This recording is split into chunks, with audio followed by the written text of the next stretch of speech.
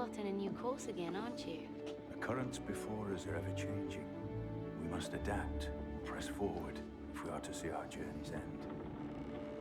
And how will we know when we get there?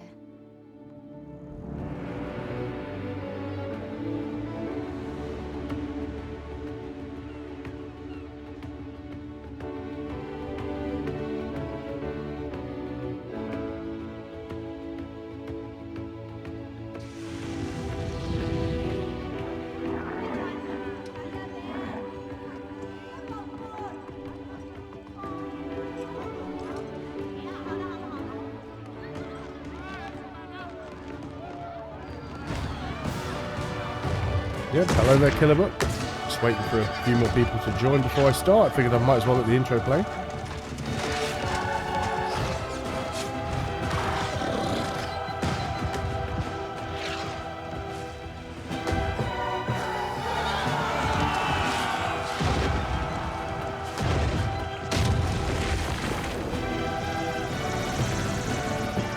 think I've only watched this all the way through once, maybe twice.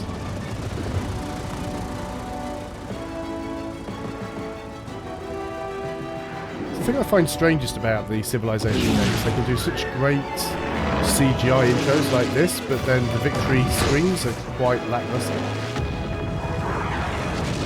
Hello Joe, hello Albert, thanks a lot for joining the stream. Again, this was unplanned, it's bank holiday, and I haven't really got much done this week because I'm dying from the man flu, so apologies in advance if I look as rough as I feel. I thought I'd come on and do something. Stream quality is a little bit low. I'm not too sure what's going on with that. Well, we are broadcasting in 1080p, so it's just... there we go. Just my browser playing up. So I thought I'd have a go as Poland. And there's a few civilizations that I haven't played yet. I haven't been through all of the civilizations that were included at release, but I tried to avoid playing Poland as a campaign on the channel when the DLC came out, because I figured that everyone's just going to be playing Poland anyway, so it seemed a little bit pointless in doing that. So we're going to go ahead and start a new game. And I'm going to leave it on Prince because I just want to enjoy myself. This is a casual stream. It's just a bit of fun. And I don't want to have to concentrate too hard because I like to interact with the chat. So we'll leave that as is. I'm going to put this on to fractal because I just think it's the best map type. It's like the most interesting. And we're going to go ahead and we are going to play as Poland. I have no idea how you pronounce that name because I know that a lot of letters in Polish don't pronounce the same as they do in English. So that could be Jadwiga or Jadwiga. I think it's Jadwiga, but I'm not 100% sure. So, the religion founded by Poland becomes the majority in an adjacent city that loses a tile to a Polish culture bomb. It's quite specific. Holy sites gain standard faith adjacency bonuses from adjacent districts, and all relics provide bonus faith, culture, and gold. So, Poland's definitely centered around getting a religion, so we should probably try and get a holy district nice and early. Hey Frizzer, thanks a lot for joining. And what else have we got? Golden Liberty. So we can culture bomb adjacent tiles when completing an encampment or fort inside friendly territory. Again, very specific. One military policy slot in the current government is converted into a wildcard slot. Okay, so it's a little bit more versatile with the policies. Unique unit, the Winged Hussar, medieval era, pushes defending units back from their hex, so that's pretty much the same way that it worked in Civilization 5. And I have no idea how you pronounce that building. Sukanis, building unique to Poland. International trade routes from this city gain 2 production. Domestic trade routes gain 4 gold. Okay, fair enough.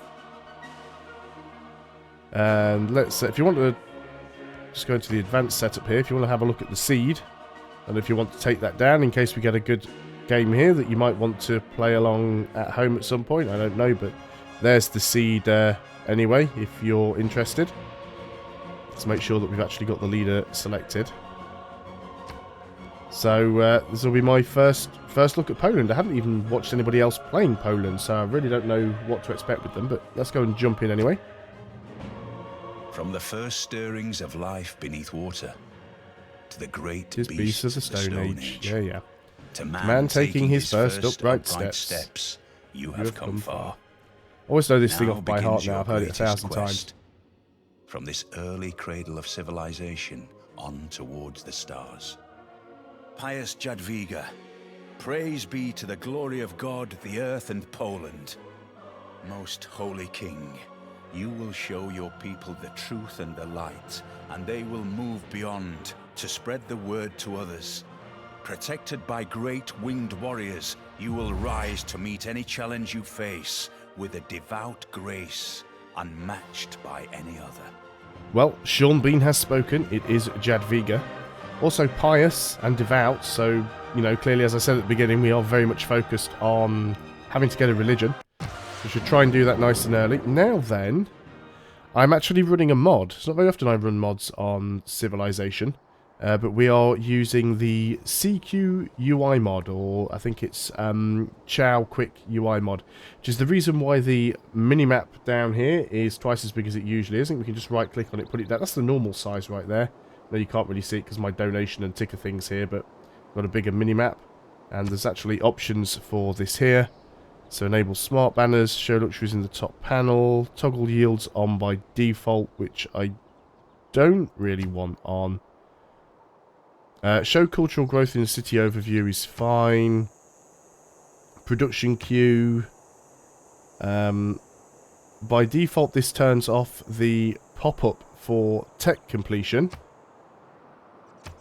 And you'll also notice gossip's going to be changed now as well. We'll point that out when that actually happens. So all of the rest of those settings can stay as they are. I think that's fine. So let's go ahead and turn that off. So let's have a look where we are starting. So we've got a little bit of tundra down here, which is a bit unfortunate, but we are on a river. We've got some salting range. So we've got one luxury. I can't see any more. Got some deer. Let's just head to the north a little bit, see if there's anything interesting. We found our first goody hut. I think we will settle just here. We'll make do with it. You'll also notice now that delete units don't disappear under a little pop-out thing, which actually I don't really like. I technically prefer that to be hidden. Hey, Raven, thanks a lot. It's fantastic. Thanks very much. Always appreciated. I think you guys have given me enough money over the last few days, though, but I'll never say no to it, so thanks once again. Now, there was, yeah, something specific that I was going to look for. I don't think there is an option to change it, so we'll just leave it there. So let's go ahead and throw this city down. Very easy now to accidentally delete a settler or something. There should be a pop-up confirmation, but still. So that is Krakow? Sure, Marbazir would correct me. So one thing you will notice with this mod is one of the things that I probably don't like all that much. It is useful. You see these little green numbers. They just look messy. So these numbers represent the turns until growth. The second number is the turns until the borders grow. And the number in square brackets is it's either the number of amenities or the housing. It's the housing. So we've got 1 population and we've got 6 housing. You'll also notice when we click on the city that everything is now all in one menu. We don't have separate menus for buying tiles. We don't have separate menus for assigning citizens. It's all done from one menu now, much like it was in Civilization 6. You'll also notice that little exclamation mark is because I have a citizen that isn't locked in place. So we're going to lock them in place now. And we've got a production queue and everything is much neater. Hello Matthew, thanks a lot for joining the stream. Hello there, Zimmy. How's my chair? The chair's fine. It's me that's dying from the man flu. It's a comfortable enough chair, I suppose. It does the job. It stops me falling over, so we've got our first city. There's a few things that we need to do. We need to sort out our production. Well, we always want to start with a scout, and then I think after a scout we'll go straight into the slinger, and then probably a builder. Hopefully we don't have too many barbarians nearby. So you'll notice we've got a production queue now. Fantastic. Something that Civilization 6 was missing from the off. Now then, what do we need here? We could get a mine, because we do have a hill there. We've got, well, animal husbandry would be useful, so we could get that pasture, I suppose. And then we'll want mining for the salt. So probably animal husbandry first. And we'll go on to the next turn. Hey, watching on mute's fine. It's what I'm doing on screen that's far more important than what I actually say. So, we can't get there on that turn, which is a little disappointing. So we'll just go on to the next turn. So this CQ UI mod that I'm using actually adds quite a few different bits and pieces to the game. I actually quite like some of the things that it does. Let's go and pick that up. That is fantastic. That gives us a boost to foreign trade nice and early. You've got a promotion already. That was quick. And so we actually got the promotion from the Goody Hut. The boost to foreign trade is because we've just found a new continent. So what we should see now is we've actually got some more lenses here as well. So the main ones that we've got is the archaeologist, which shows where artifacts and shipwrecks are. Obviously we can't see any of those at the moment. There's also ones for city overlap for 9 and 6 tiles, so you can actually see what tiles will be shared. But the most useful one is this one, the builder one. And you see there's other stuff here as well, all kinds of stuff, but this one, the builder one. So if you actually look now, you can see different tiles showing different colours. So purple represents a resource that hasn't been upgraded. Also represents a pillage tile or a tile where you can build a unique improvement. Hills are dark green. Removable features such as forests, woods, jungles, marshes are light green. And then grey's just a generic tile. If a tile's already been upgraded, or if it's a tile that you can't upgrade, such as a mountain or a river tile or whatever, well, a lake tile, then it'll just appear in red. But that's quite a nice little lens. I do like that. So let's go on to the next turn.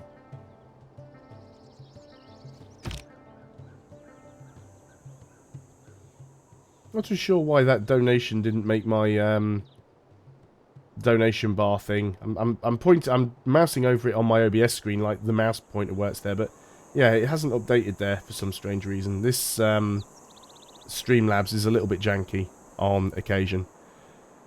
I'm also a little bit unsure about Poland's colour. It's like if you look at the city banner, it's red, and the borders look red and white, but you look at them on the minimap and they're pretty much pink, which is a bit strange.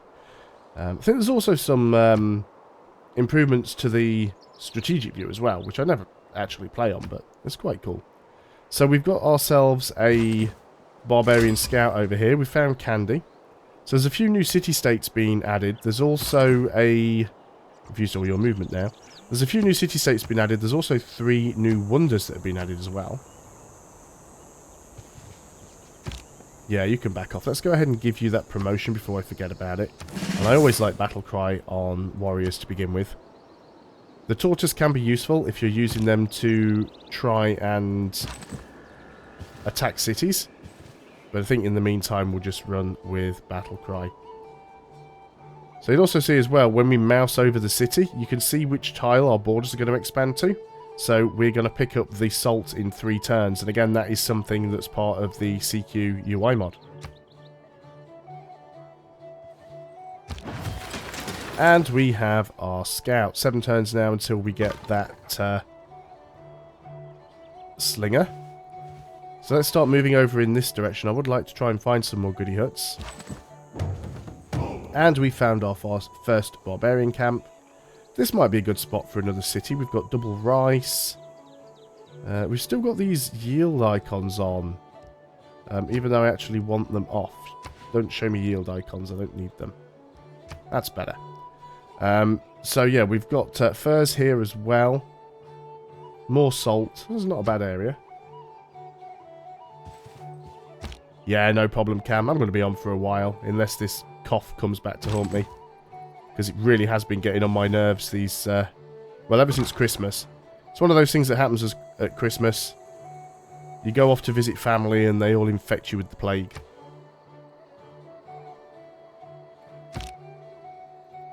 Now, one thing I've found about Civilization 6 is a bit of a mixed bag with the early turns. You either run into a barbarian camp or lots of barbarian camps really early on that can screw you over, especially on high difficulty levels.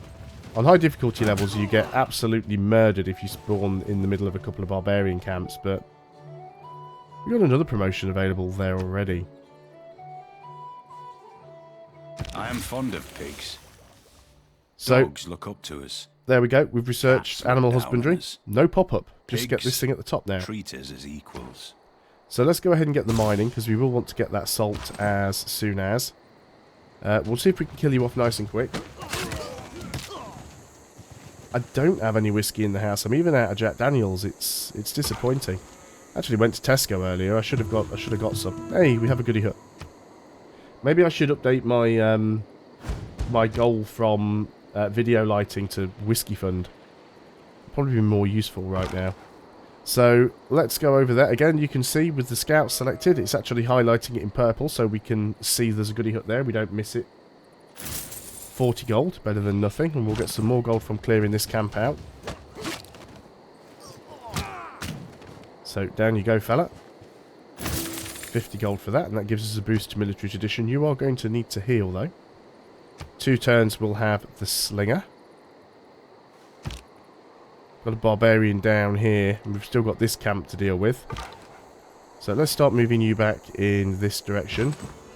No, you didn't get a promotion. I wonder if there's Gilgamesh over here. It certainly came up and said somebody got a promotion. So we'll probably be able to defend just using this slinger. We're working on a builder now, and in fact we can move you out here and actually attack with you on this turn. It won't be a kill, but it'll certainly weaken him up. And we'll try and get you home, just in case. And we'll keep exploring along this west coast. Interesting looking map so far, I think.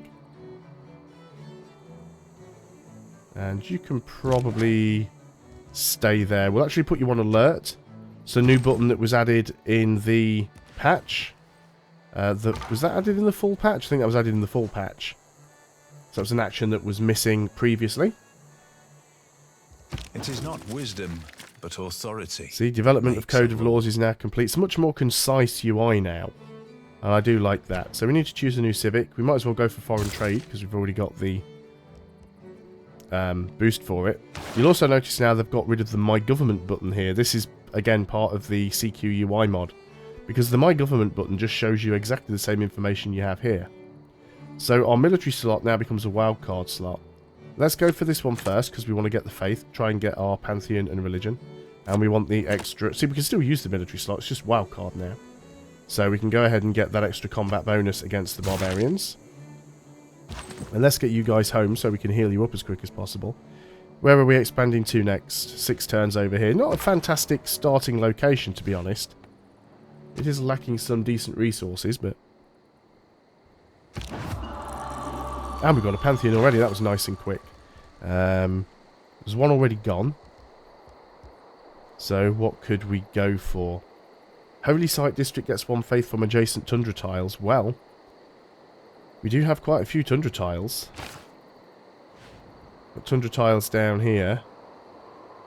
If we were to put the Holy Site on that tile, or this tile, that could actually be quite useful. We don't really have any desert. Don't really have any rainforest. Production towards wonders is nice. Divine Spark's always nice. Great person point from Holy Site, Campus, Scientist, Theatre Square. We're going to go for Divine Spark, actually. And that gives us our boost towards mysticism. And you're going to go into the city and just heal up now. And you're going to carry on slow. I'm never going to stop complaining about the changes to the movement system in this. When you find yourself in a hole, quit digging. Yeah, I've been having problems with editing software, hence the reason why I'm upgrading to the newer version of Adobe Creative Cloud. Oh, wow. Has he got 1 hit point left? Really? Yeah, like 1 hit point, surely.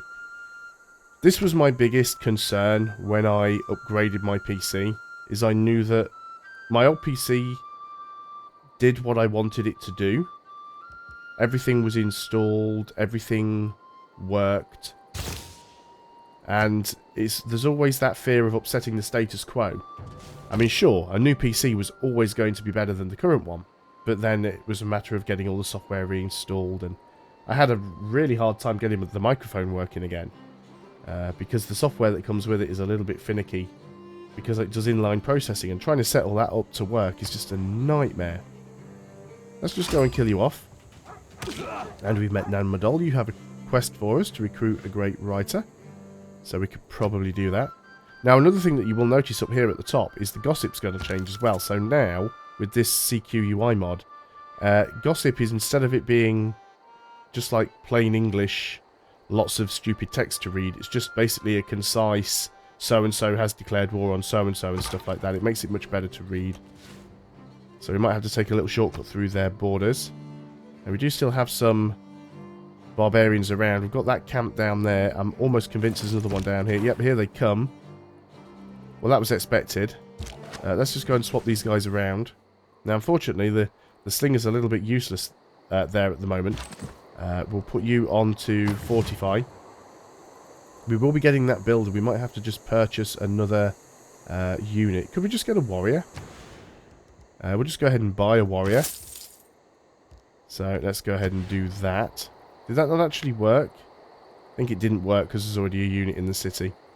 It didn't cost us any money, so no, it definitely didn't work. So you can't do anything from there, so I'm just going to put you on to Fortify. And we've met Norway. Stendur fyrir þér. Aldrei var víking slík landsnja lagar. Ertu hræddur? Okay. Honor to meet you. Exchange information. That gives us a boost to writing. You're all the way up here, which is fine as far as I'm concerned. So let's go on to the next turn. You want to send me a delegation? That's fine. I don't bother sending delegations to the AI. It's completely pointless in my opinion now. So you're going to attack me with these horsemen. Now we already have a promotion which gives us a little bit of extra strength. So I'm hoping we can survive this attack. And we've now got our slinger. Oh no, that was our builder that we just got. So you are going to continue to fortify, I think. And the slinger is going to start attacking this guy. I don't really want to move that builder out of here at the moment. So we'll choose our production. Probably want to work on another slinger, if I'm honest. 4 turns. And then after the slinger, we'll go for the monument followed by a settler. Because we need to get our second city up and running. Possibly something to be said for trying to capture a city-state. Dion, thanks very much for subscribing. Welcome to the channel. Now, Candy actually give us extra faith, and as this might be a religious-focused game, I don't want to take them out. We'll keep them around, but we certainly might go after Nan Madol. Not really an awful lot that I can do up there, so we'll go on to the next turn. These horsemen are getting weaker. I am hoping, yeah, we get a bit of health back. We should be okay. And in fact, we're just basically going to keep pelting you with the slinger. And that should give us a... Did we not get the kill? That's disappointing. If we'd have got that kill there, we'd have had the boost to archery. Let's keep you there then. That is the builder. You're going to skip a turn again. So another thing that they've actually added with the CQUI mod is if you right-click on the sort of action button down here in the bottom right, it'll automatically end the turn. Even if you've got production and science and things waiting to be assigned. Right, okay. Let's go ahead and kill that horseman with the slinger, because that'll give us the boost to archery. There we go. And also gives us a boost to bronze working, because we've now killed 3 barbarians. Now you're just going to keep hitting me, which is going to be annoying. But we do need to get you killed off. So we are actually going to go in and just attack there, even though it was across the river. Which is not ideal. That builder's going to have to miss a few turns out, I'm afraid. And let's go down here. We might still find some more goody huts around. Yeah, you're going to come and try and attack those warriors again. I thought you might do.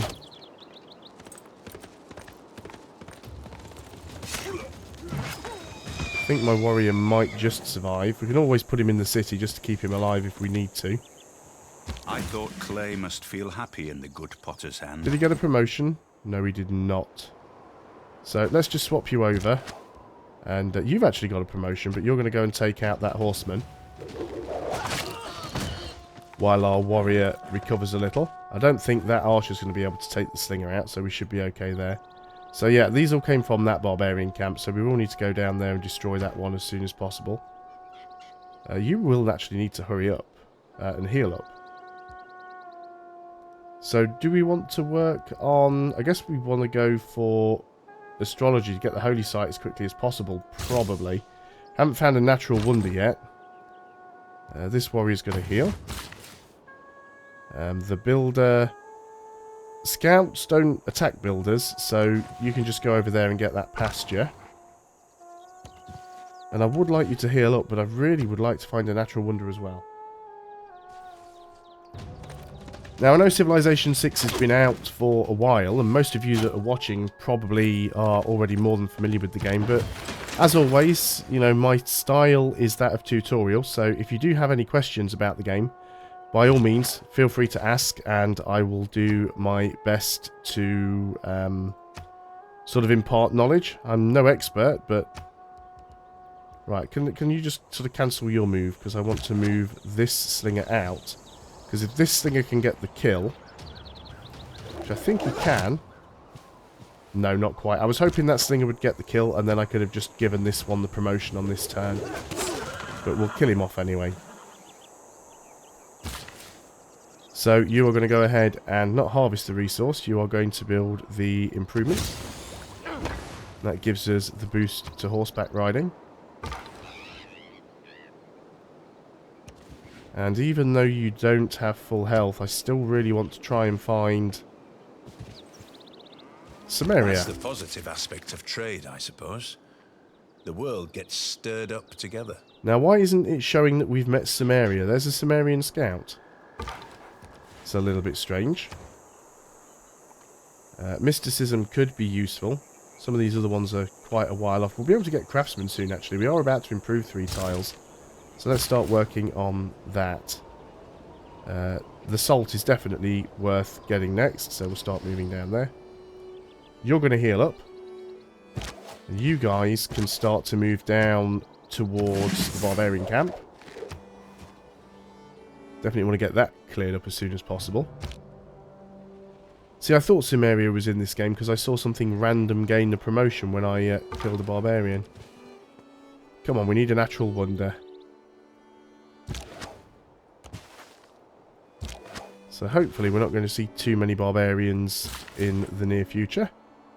So that'll give us some extra production there. Now we do have 3 population. What tiles are we working? Definitely want to keep that one working.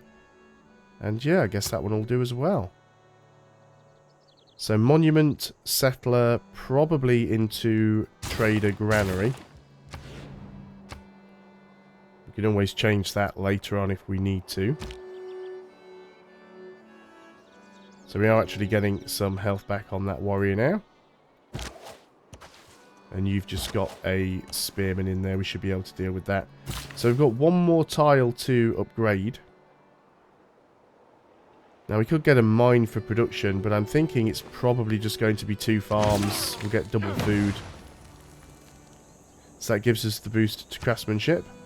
So yeah, we will need another builder at some point. Come on, just 1 natural wonder. It's all we need. Again, it still hasn't given us credit for finding Samaria yet. And there's got to be a barbarian camp to the north here somewhere. Nope, still nothing. Let's just go and attack you. You've already taken some damage, so... Somebody's attacked you at some point. We didn't quite get the kill there. See, promotion available. Again, that'll be Samaria's scout. Because of their weird... Oh, you're coming out to attack me. Yeah, that'll be Samaria's scout, because... If you've got a mutual enemy, which we do, because in this case we both have the mutual enemies that are the barbarians, every time I do damage and he's within range, he actually gets XP for it. So we should be able to finish that guy off, clear another barbarian camp out. There he is. Latadar. Anaku ibrija La-da-da. tibaku. Well, we already knew that you were there, to be honest. And I think you're over to the northeast somewhere. Does it not even show me where your city is?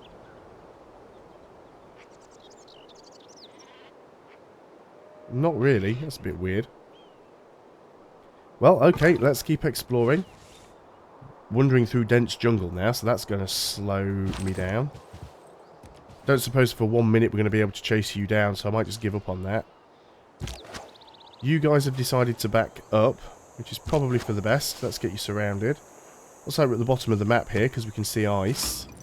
Ah, Gorgo. Gorgoemi, Χαβασιλέας τα Σπάρτας και χαγεμόν των Χελένων. Τι εσύ, τι νας νίκας χωιός τεσί αγγέλειν. Okay. So she's not going to be happy unless I start declaring war on everybody. Now, whereabouts are you? Gilgamesh wants to send me a delegation. Happy with that. Yep, still not actually showing up on the map where they are. Right, let's get this guy killed off nice and quick.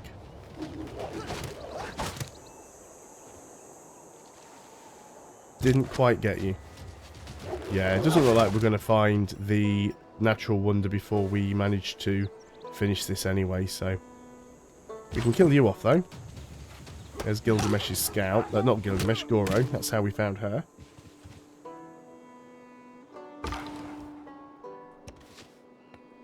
Right, there's some area right there. There's another city-state up to the northeast. I do like this everybody giving me money thing.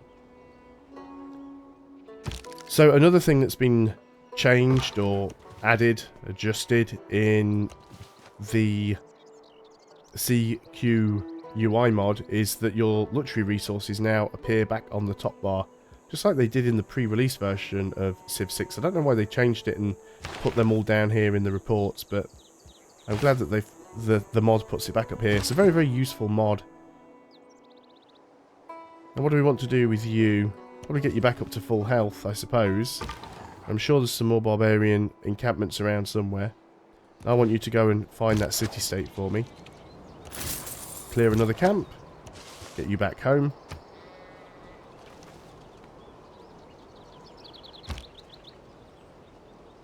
You'll have to excuse me if I have to cough, sneeze and snort a little bit during this stream, but I will try my best to always mute the mic before I do it. Yeah, let's just get you back home so you can heal up. Now, we've got a settler coming out in 6 turns, but I'm not 100% sure where I want that settler to go. I'm thinking maybe up here, just the other side of the river. Or maybe even here. 1, 2, 3. 1, 2, 3. And it puts us out of range of the bananas. Maybe that's a better tile there.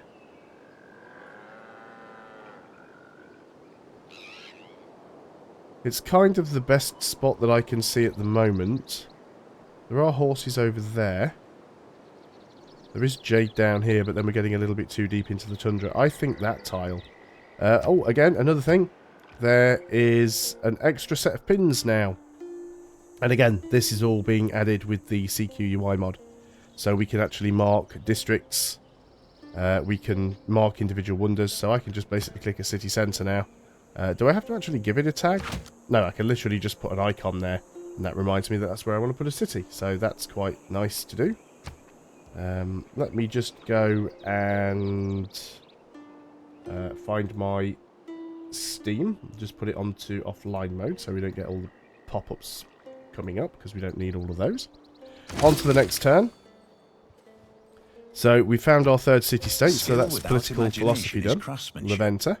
And gives us many useful objects, such as wickerwork picnic baskets.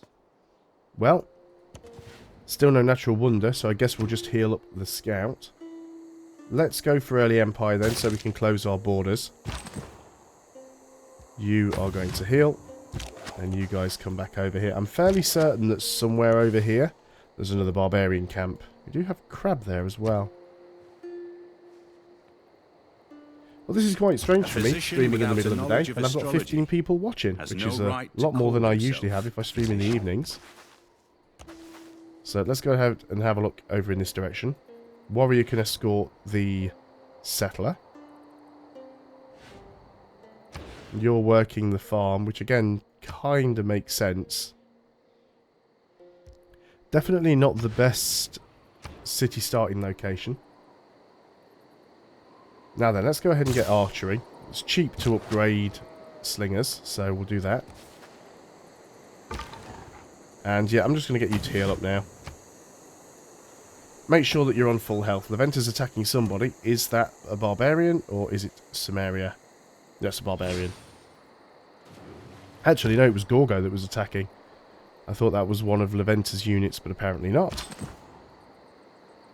You can just go onto alert, because you're going to escort the settler. We'll keep the promoted slinger close to the city. And we'll use the other one to do a little bit of exploration. And we found a goody hut and a barbarian camp. We'll actually move you over here then, because you can help with the barbarian camp.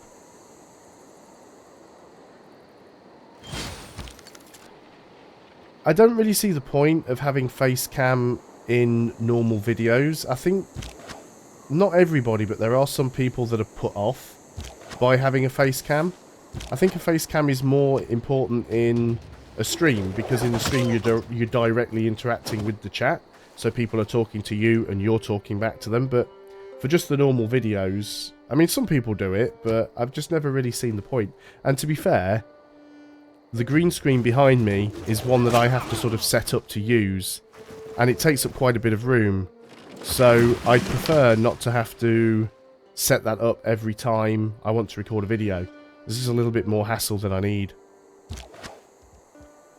We can go ahead and give you a promotion. Let's get you over here. Hopefully this Norwegian scout doesn't go and grab that. So I'm hoping that we're safe.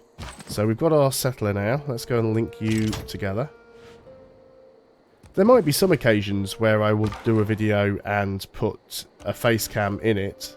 Got coffee. But for most of the time I don't think we need to. Oh yeah, certainly it is bank holiday today. But I used to work in retail, and retailers, they don't get bank holidays off. Never do. So, oh yeah, another thing that this mod changes as well. When you actually improve a resource, the icon goes translucent. So if you can compare this salt, which isn't improved, to this salt, which is improved, the icon sort of fades out. So you can still see it, but it sort of is an indicator that you've already improved it. You don't need to worry about it too much. That's it, Norway. You go away. I want that goody hut. I shot an arrow into the air. It fell to earth. Ah, brilliant. Oh, right, yes. Wow, there isn't even a Sean Bean narration for this one. I used to be able to pronounce this thing. Adjacent land plots give 1 culture and 2 food. It's like a Yafayala Yokul or something like that. I remember when it was on the news quite a lot in the UK, when it erupted and the smoke was blowing over and causing a lot of problems for flights. But I cannot remember how to pronounce it. So we should be able to clear that barbarian camp out fairly easy. I do like the fact that it is actually smoking. That is quite cool. So it's a volcano that is in Iceland. So you're heading your way up there. We've got a new tech that we need to get. Let's go for writing, so we can... we just want to get that Holy District started as soon as possible as well. Let's just get you guys straight over there. You can move, that's my spot. I saw it first. So we've got cocoa, we've got some wine over there. We found Toronto.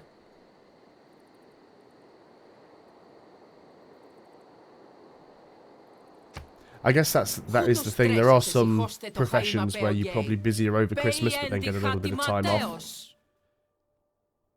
I found working in retail was absolutely terrible because not only was the run up to Christmas absolutely hectic, but you worked pretty much every day apart from Christmas Day. We even opened on Boxing Day the last couple of years I worked in retail. So you only got Christmas Day off. You got New Year's Day off if you were lucky. But then you got no time off in January at all because literally it was in the middle of the January sales, which was the busiest time of year. And what made it even worse is I was a manager. I used to work for I've worked for a few companies, but I used to work for Sony Centre, I used to work for Model Zone, which was a UK model and hobby store. And you can always guarantee in January people will take time off ill, or just because they can't be asked to come in. Which means as a manager, you're often working 6 or 7 days a week because you're trying to cover for everybody else that's skiving off. Yeah, no days off for a locksmith. There's always somebody that locks himself out. Are you shooting at me? Ow. Well, that was a bit hot. You are attacking me, aren't you? Are you actually going to kill me off? Oh, wow. Okay, we actually lost a slinger there. That was unfortunate. Wasn't expecting that one. I suppose it's because of that ship. It didn't really help. Let's bring you over here to safety. We'll need to get an... Actually, we'll upgrade you to an archer. You'll be much more useful that way. Let's get you over here. I always forget with those ships which ones are the melee ones and which ones are the ranged ones. Obviously that was a ranged one. So we'll get you back, upgrade you to an archer. We'll go and finish those guys off. So you're working on 6 turns for it. We could just buy an archer and save the 6 turns. I think we will. I think we'll just buy another archer. And then after the trader and the granary, we'll work on the holy site. And we'll put it down here so it's adjacent to all the tundra. And I guess we're just going to go and have a look up here towards the top of the map.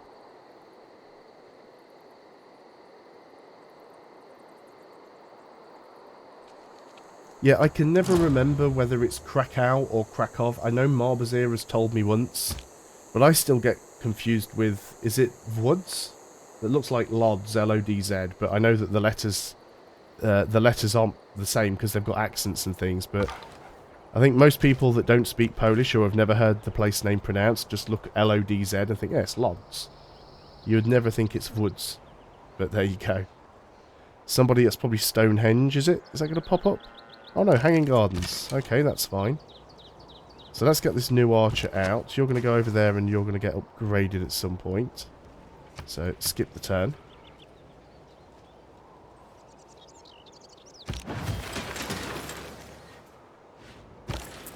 It's been a long time since my student days. Again, this is another change that has been added in the CQUI mod. So you can actually sort by like highest gold and highest, you know, whatever you want now. We probably want the extra faith. So we'll go to Candy. Do either of these have a mission for us?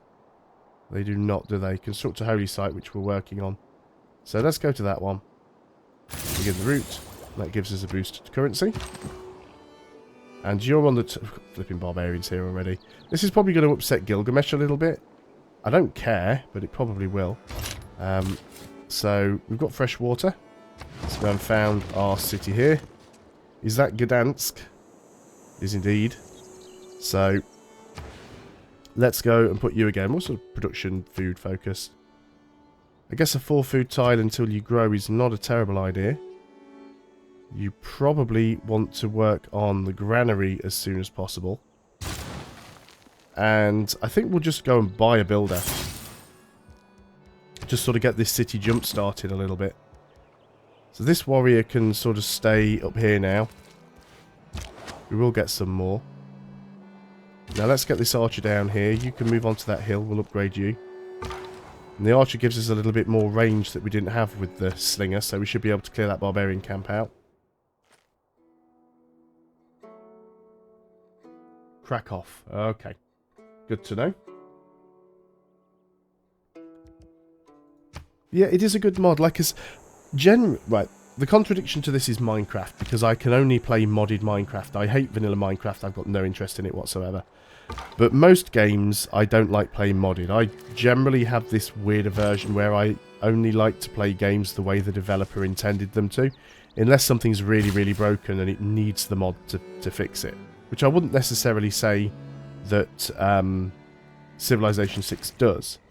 But I don't mind user interface mods because they don't change the way the game works. They don't really give you an advantage or a disadvantage or anything like that. They just make it easier to see stuff. And that is really something that Civilization 6 did need. I really hated the way that when you clicked on a city, you had to You had a separate button for tile management, you had a separate button for purchasing tiles, you had one for purchasing units, you had one for purchasing units with faith. And the whole thing just felt like you were constantly having to click. It was like a Paradox game, having to go through so many different menus. Writing means sharing.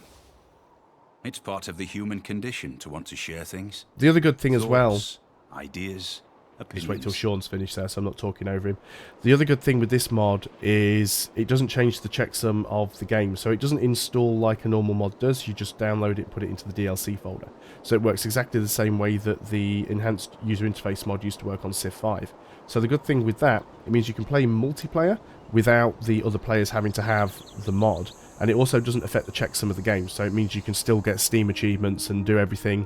It's not like it's actually giving you an advantage. The only downside is you cannot add the mod to an existing game. So if you go and download the mod now, you won't be able to use it in your existing games, but any new games you start, you'll be able to use it in. So the game that I'm currently doing on the channel, which is the Aztec one, I won't be able to use the mod on that unless I restart, which I don't really want to do because I'm already sort of 5 episodes in. So let's see if we can get into a better position.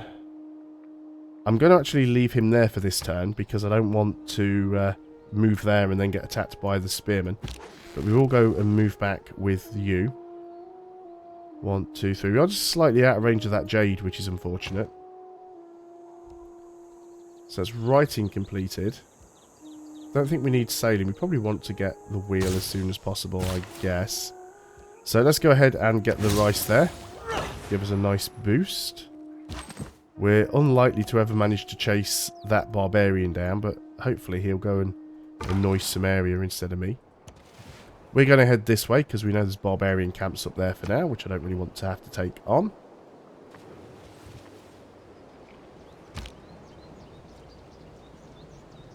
And I guess we'll do the stone and probably the other rice as well, so let's get you over there. Yeah, you've just sort of ran off now, haven't you? So we'll bring you back to the city just for a bit of extra protection. Right, so let's move down here. So we can clear that camp out easily enough. Not too sure where the ship's gone. It probably hasn't gone far because I'm guessing that it's kind of stuck in the ice somewhere. Nothing else interesting over here?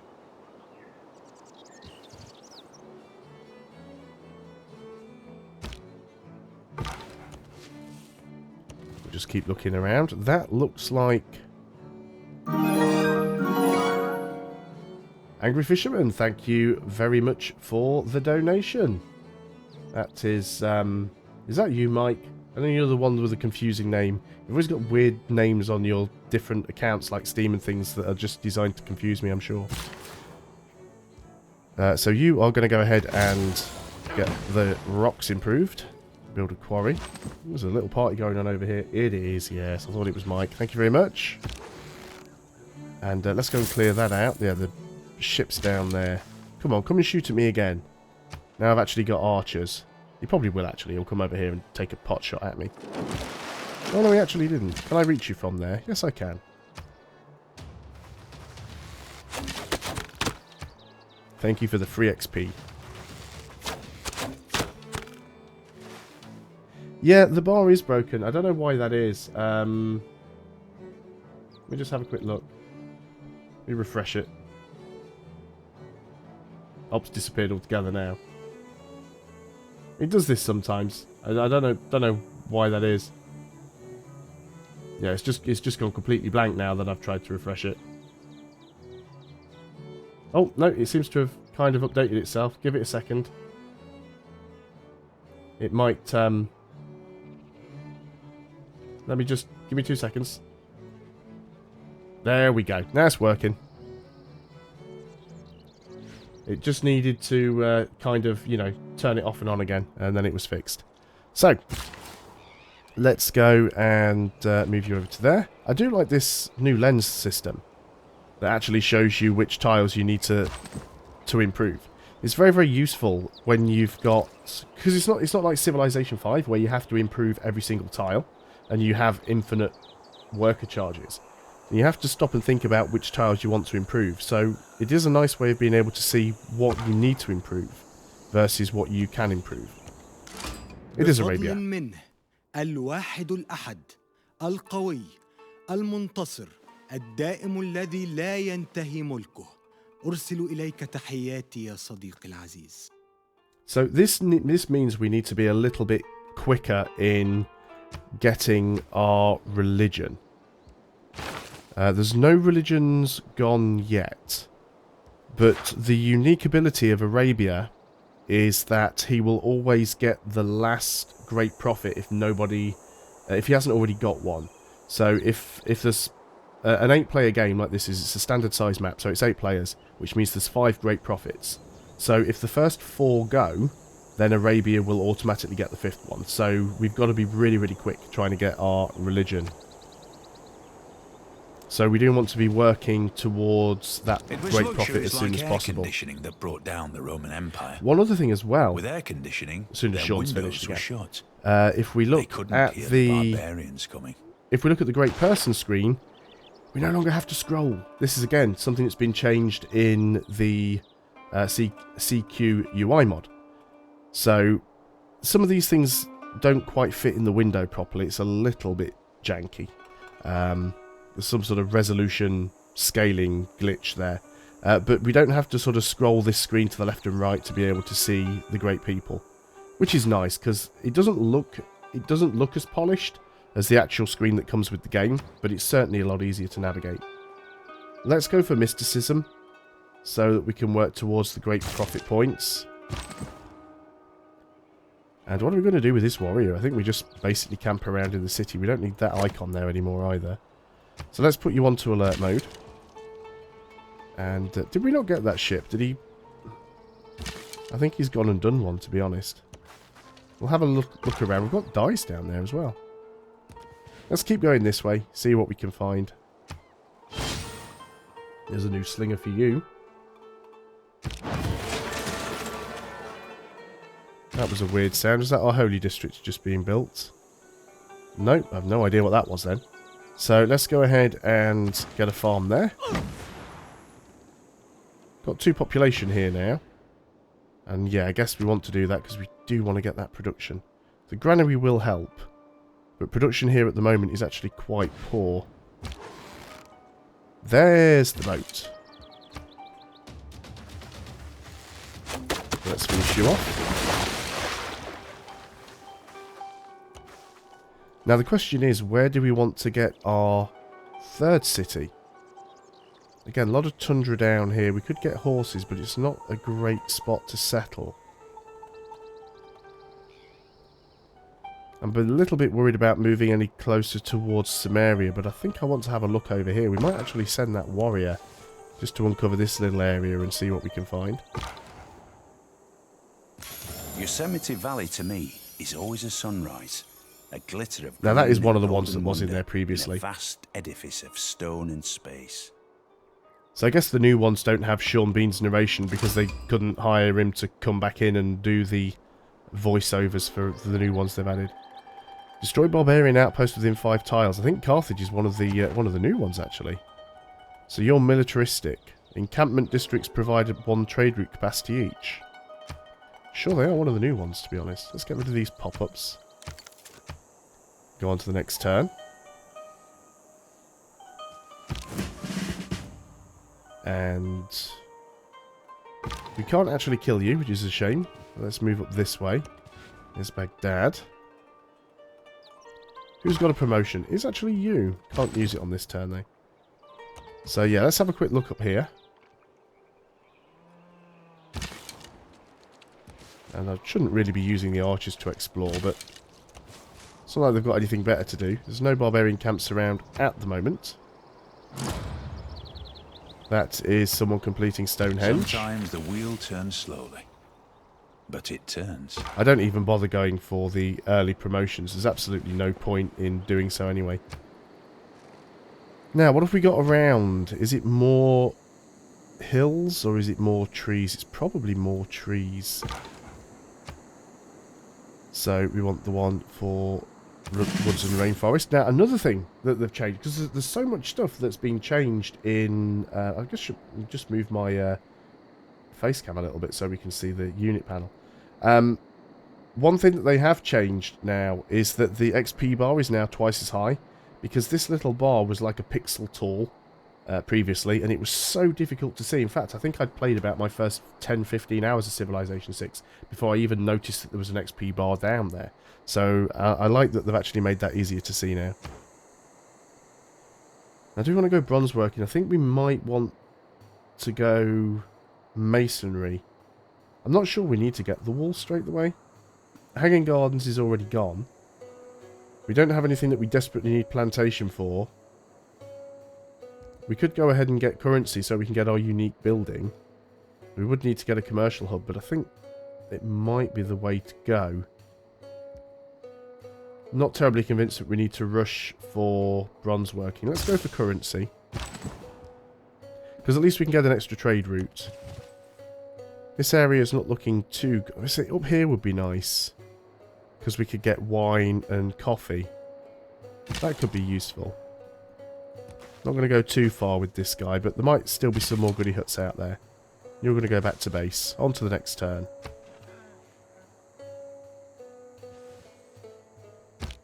There's that man flu rearing its ugly head again. So yeah, we'll just move into that little bit of jungle. See what we can find. Ah, we found Lisbon. Recruit a great profit. Well, that is my intention. So that should help out. Let's get you over here. We've still got 3 more civilizations to find. See, Norway is worshipping a pantheon of gods focused on stone circles belief. And individual symbol for a universal one. So the gossip is a lot more concise now. Choose a civic. We might as well go for military tradition. We can go ahead and change this. Don't think we need the extra killing barbarians thing going on. So, great profit points we definitely want. Which is good, because normally you wouldn't have a wildcard policy slot this early on. So we wouldn't normally be able to use that straight away, so that I do like. We're not building settlers, we're not purchasing tiles. We'd get an extra 2 gold from trade routes, because we don't really need the faith. +1 faith doesn't help us get a great profit. So we're getting +1 gold, we could be getting +2 gold. Or we could have an extra production in Hull City. I think we'll go for the extra production actually, because our second city is struggling a little bit.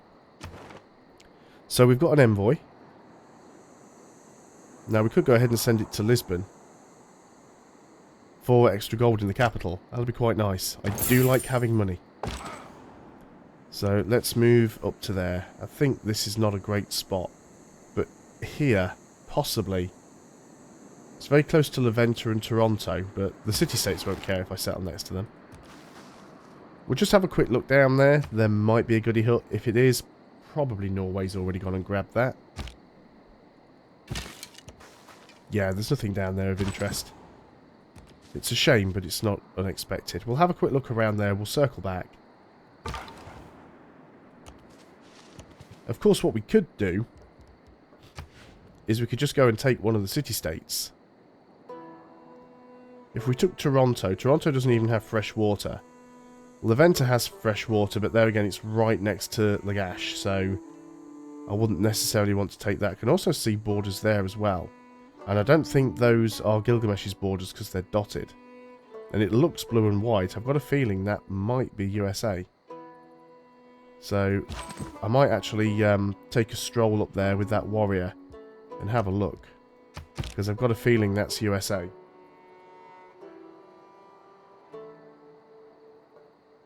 Oh yeah, certainly. There's a few different civilizations that have unique abilities that allow them to get policies earlier than others.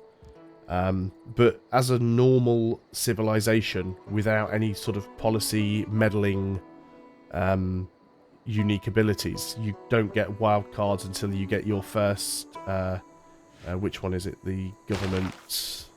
Few governments. You don't get a wild card policy slot until you get one of these. And in order to get one of those, you have to go and unlock political philosophy. So you don't normally have a wildcard slot until the classical era. So it is quite nice. Not seeing any other barbarians around, so I might just put that archer on alert for now. Gdansk is growing. It's growing slowly. I mean, I guess you should be working those tiles. You don't really have an awful lot else going for you. We'll get that milk in another turn, though. You're still working on the granary. I guess the water mill for the extra food and production would be the next thing to get. So you might as well start returning home. I'm just going to click over here. And yeah, I want you to sort of work your way north so we can go and have a look who that is. And then we'll come back and look down here. And you can carry on going this way because there's another city-state. We've met Amsterdam. New city-state quest. Construct an encampment. Not too sure we're going to be able to get around Amsterdam. We might have to go around the north end. But let's keep going this way.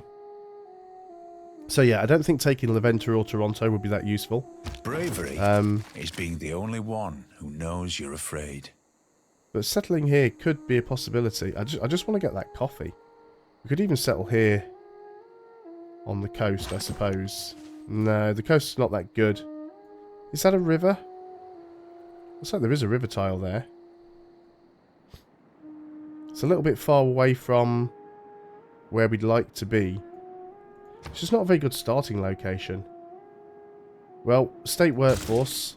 We'll get the boost for building a district. We're one turn away from doing that, so that's fine. You need to go around the top. You've got a unit in the way, because of course you have.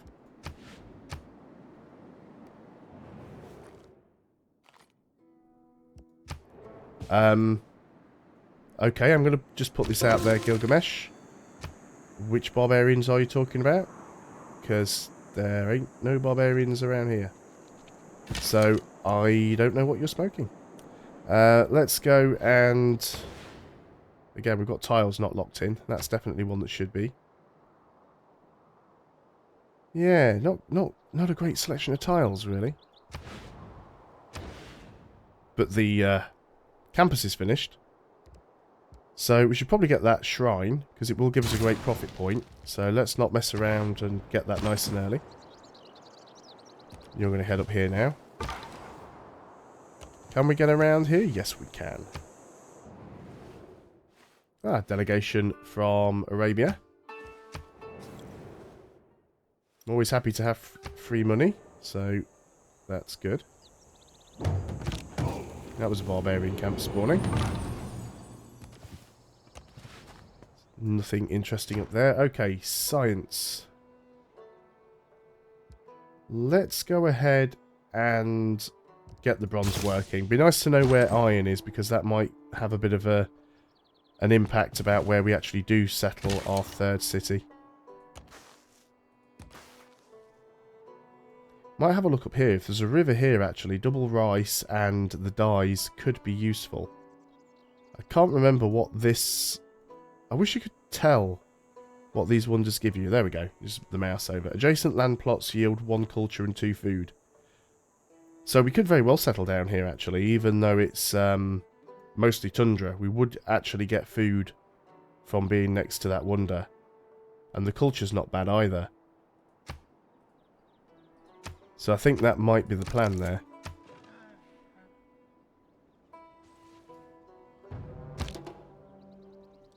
So we've got... Oh, barbarian camp spawned right over there. We've got housing problems in Gdansk. Actually growing quite quickly. I suppose it's because you've got a lot of food. That's the problem. You've got a lot of food and not a lot of production. You will be getting some hills soon. I think we'll just leave it as it is. I'm not too worried about that. But we do definitely want to go and take that scout out. We need to clear the camp, of course. But the scout's the bigger problem right now. So we probably want to get walls as soon as.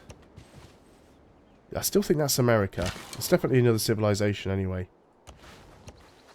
We've got some marshland up here. I love how there's little lightning strikes going on at the top of this as well. Doesn't look like there's any fresh water though. I mean, that problem can be solved with an aqueduct, but... There's Palenque. I think Palenque's a new one as well. So what does Palenque give us? Doesn't tell us. City growth rate is 15% higher in cities with a campus. Nice. Let's get rid of those.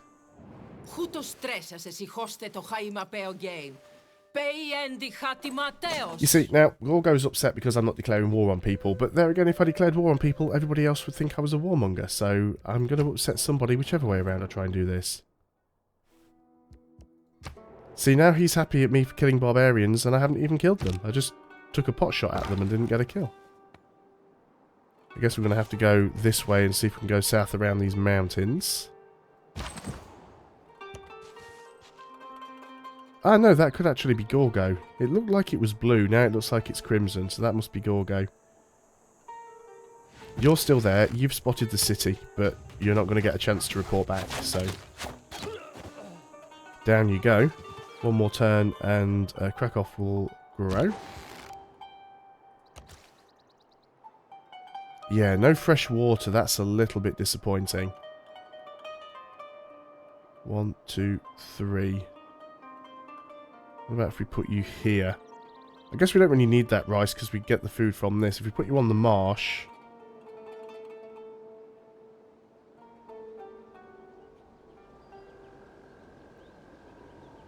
See, Wonders used to count as a mountain. But I don't think they do anymore. So we wouldn't have fresh water. That's the only problem. And because it's not a mountain, we couldn't use an aqueduct either. There's no river. That's a little bit annoying. Achievement for building 3 aerodromes next to it. Wow. Yeah, I don't think that's going to happen, to be fair. I don't think I'm going to be getting that many... I'm not even sure if I'm going to settle it now, to be honest. It's just that the lack of fresh water is a little bit worrying. I mean, obviously we can live without the fresh water. But, also, like, it shows you what districts you've got on this as well. Yeah, we could live without the fresh water, I suppose. We could settle it, but... Yeah, I'm really not convinced.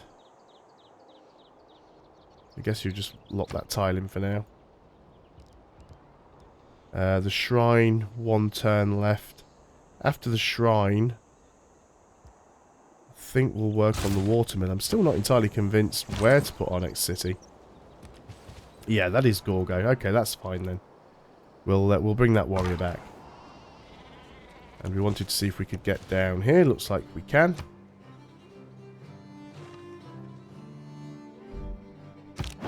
You do get water from being coastal. But obviously it's not fresh water, so you don't get as much housing. I can't even remember what it is now. You get like +5 housing.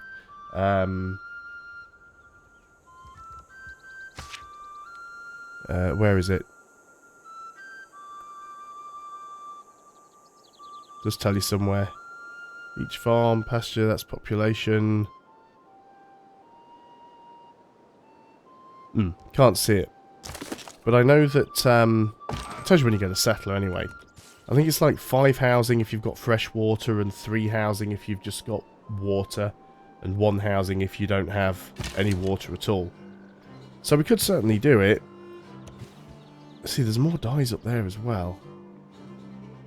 So if we settled there on that marsh, 1, 2, 3. Yeah, I'm thinking we might give it a try, actually.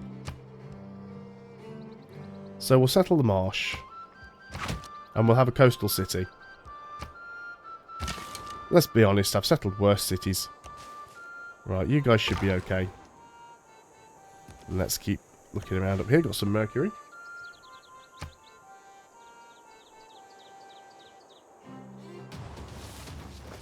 The barbarians are coming out and attacking my archers. I thought they might. It is equally important to have a happy and engaged workforce as it is to have a profitable bottom line. Well, we can do a fair bit of damage to them. I think we'll be okay.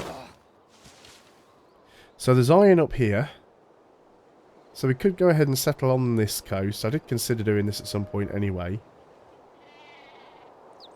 Because I'm not seeing many other sources of iron. There's none down here.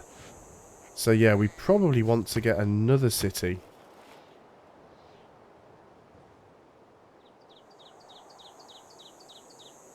Which side of the mountains, though? 1, 2, 3. That'd still give us access to the wheat. It's probably there. That's not going to be my immediate concern, though, so we'll give that one some thought. Let's go ahead and get masonry. Poland can indeed into space, but I'm not too sure what victory type I'm going for yet. Let's continue to have a look around here. Got some... oh, I don't think I've ever seen whales before in this. I'm sure I must have done. I probably just looked at the icon and assumed it was fish or something like that, but I just don't recall it. So there's some iron. Looks like we found another coast. Still missing 3 different AIs, though.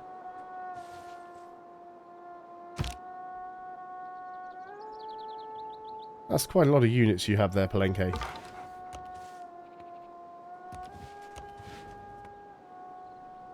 Wine, wheat. Nothing really exciting going on. You guys need to get back home now. And what have we got up here? Bit of sand. Bit of sand. Right, you've decided not to attack. Which is good. So assuming you don't spawn any more units, I'll be able to clear that camp on the next turn. Could do with a few more military units, actually. I don't have many. Ah. Well, at least it's only a scout, I suppose. Scout's got 2 choices, basically. He's either going to stand there and die, or he's going to move out and let me clear the camp. So, I'm just playing on Prince. The reason I'm playing on Prince is I just wanted a nice casual game where I could not have to think too hard. Because 1, I feel terrible. And 2, I wanted to be able to sort of talk to the chat. This is an issue I have with the Civilization games, and I had the same issue with Civ 5, and I've said it a fair few times before in videos, is that while the harder difficulties do provide a challenge, they essentially provide a challenge by allowing the AI to cheat. Which is fine and all, however, for me that's not fun. Playing against somebody who's essentially cheating. You know, you start off at a disadvantage. The AI starts off with more units than you. The AI starts off with better technology than you. The AI's got better science than you, and it can produce units faster than you can. So you're always on the back foot. So I just wanted something that was nice and casual, just so that I could relax, have a bit of fun, have a bit of a mess around with Poland. The current game that I'm playing on the channel, the war shall statues Aztec one, is on Emperor difficulty, which is the highest that I've attempted so far. I mean, I can beat Civilization 5 on Deity, but once again, I don't really enjoy playing on anything above Emperor on Civ 5. Let's go for irrigation, get that done nice and early. You're just determined to block me from going... Oh no, we can skip through. I just want to have a look what's up there. You're going to come down and look this way anyway, I guess. Well, you're cleared out. I guess you can come back and heal. But yeah, we're playing on Prince difficulty on standard pace. It's a standard size 8-player fractal map. So what did we just build? We built the shrine. No location to build the pyramids. I guess we just start working on another settler then, 6 turns. Should have probably tried to build the settler up here actually, because it's already overpopulated, but it's not a problem. Yeah, there's not an awful lot over here to look at. There's nothing exciting. See, I don't want to get killed, but I want the goody hook because I'm greedy. That's given us a boost to recorded history, but yeah, we need to... we're going to fortify up, just in case they try to beat us up, and then we're going to run away on the next turn, assuming we survive.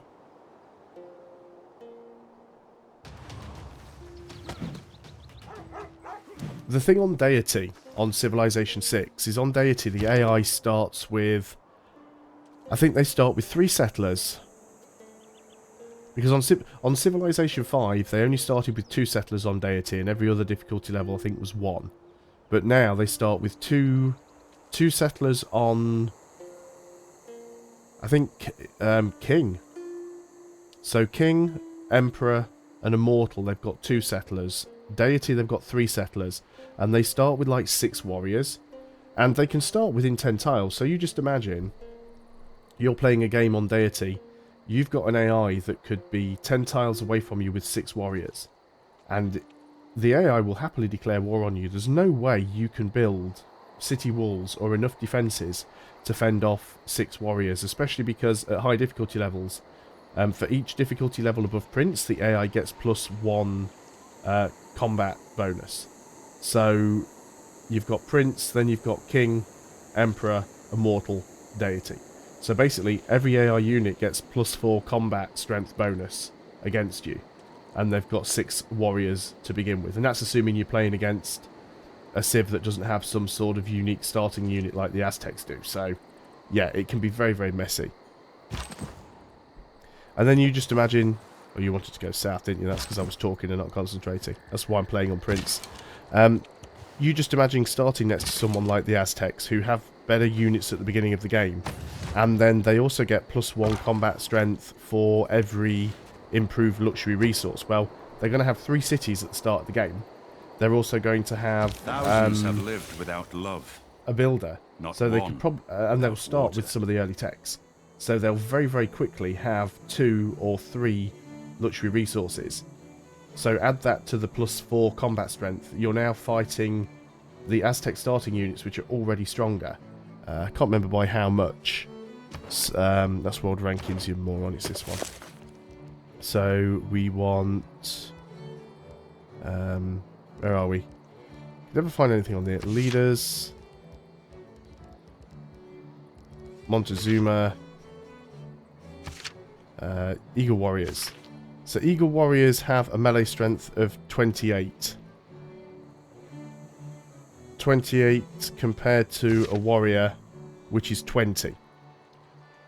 So he would have 28 strength plus 4 from the difficulty level, which would be 32. So he's already got 12 more combat strength than you have. And that makes a huge difference. 20 combat strength versus 32 combat strength. You're hardly going to do any damage at all. And like I said, if he has 2 or 3 improved luxury resources, he's going to have 35 combat strength to your 20. So... And I understand why they do it. You know, it's very, very difficult to make a competent AI that can really be a challenge to the player. But at the same time, the bonuses that the AI gets are just absolutely ridiculous. And even somebody like Marbazir, who's really, really good at civilization, has, on multiple occasions, lost games within the first 30 turns, simply because he was unlucky enough to start relatively close to aggressive AI, or even barbarians. Alright, let's get out of here. We'll heal up, and we'll continue off to the east. Divide and rule, a sound motto. Unite and lead, a better one. You see, this is the thing. I've got no problem with hard. I don't mind a game being hard. It's just when the game is hard to the point where it's unfair. That's what I sort of really dislike. We probably want to go drama and poetry. We don't have the boosts for either of these at the moment. In fact... yeah, we'll go drama and poetry on that one. So we're going to choose a new government type. So what do we want to go for? Bonus great people points. We're not really building a lot of wonders. Now the thing is, if we go for Classical Republic, we're missing out on getting that extra wildcard slot. Combat strength could be useful. We don't really need the experience. Capital boosts to all yields. Bonuses on wonder production. I think we'll go for autocracy, actually. So we can now go for great scientist points in there. We'll reduce unit maintenance, I think. Or do we want to go for the double influence points towards city-states? I think I want that more than the great scientist points, if I'm honest.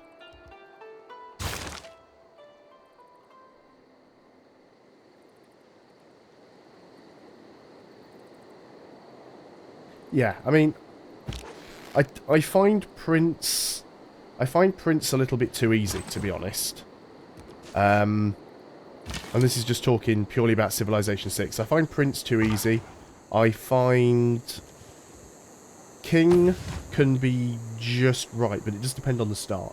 If you get a relatively decent start on King, and you're left alone so that you can get a couple of cities set up, that's fine. But if you start next to a couple of barbarian camps or a particularly aggressive civ, it makes it very, very difficult to actually get started, and that can set you back to the point where you just get completely destroyed. I've still got these barbarians down here, that's a little bit annoying.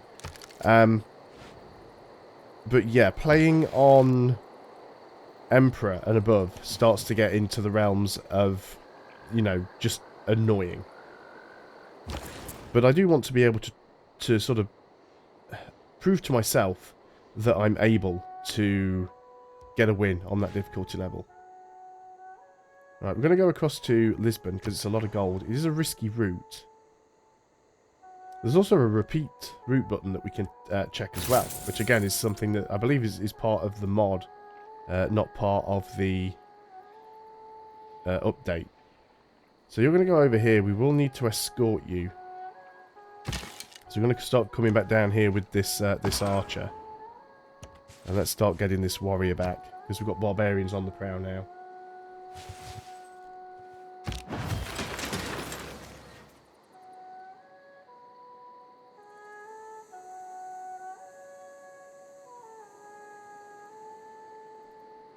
Might be time to dose up on the Sudafed again soon. So what have we finished here? We've finished our settler. We want the campus, we want the commercial hub. That'll give us another trade post. Get +3 if we built one there. Yeah, we've got to go ahead and do that, haven't we? Let's go ahead and work on that. And then after that, we'll probably... I don't know what we'll want. Maybe another archer, actually. So we are a little bit short on units. We want some more melee units as well. Now that barbarian has disappeared. Convinced he's going to come back with friends quite soon. So I'm a little bit worried about this settler. I am going to start moving him over here. And hopefully this archer will be able to tell us if there's anything in between.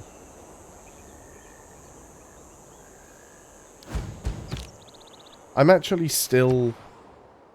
and I'm going to use the word gobsmacked by a video, an official video. I think it was on the night of the launch of Civilization 6.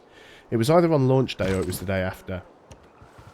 And they did an official Firaxis stream. And it was a battle royale. So they basically had 8 AIs all playing against each other. There was no human involvement at all. It was just 8 AIs attacking each other. Spent in the saddle. And Ed Beach, who is one of the... I think Ed Beach is the developer who actually worked on Gods and Kings and Brave New World for Civilization 5. So, you know, he's got experience with the Civilization franchise. And he even admitted during that stream that they'd never actually seen the AIs win a domination victory or sort of fight each other because they don't take cities. I've completed several games where I've seen the details at the end. And there's been loads of wars that the AI have started, but they never take cities from each other. They very, very rarely take cities from each other anyway. I guess we could go construction. I don't think anybody else has built the terracotta army yet. Although, one of the patches did change it to make it so that the terracotta army is now more highly valued by the AI. So they might rush that a little bit more. We're going to do a couple of things here. We're going to get the...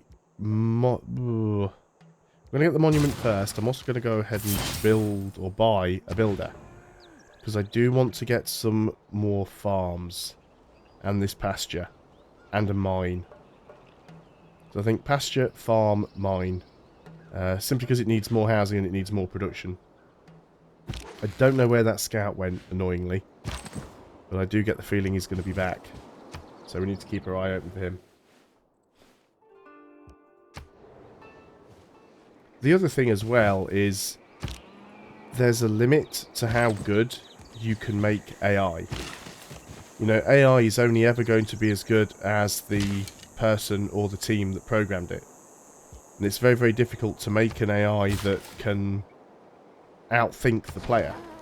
Especially when players tend to do unpredictable things, either because the player's not sure what they're doing, so they do something that would be considered random,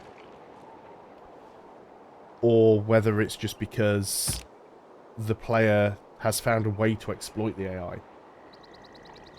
Yeah, it is so easy to lose to barbarians. I don't think I've ever lost to barbarians, but I've certainly had games where the barbarians have been such a pain in the neck that it's completely stalled my production, because if you've got 2 or 3 barbarian camps close to your city, you're having to constantly fight them off, which means, first of all, you're having to build a lot of military units when you might normally be spending that time on buildings and districts, because districts take ages, especially as you can't buy them. I mean, okay, you do have some civilizations that can rush them in certain instances. So China, for example, can use builders to rush wonders. The Aztecs can use builders to rush districts. And I think Egypt can as well.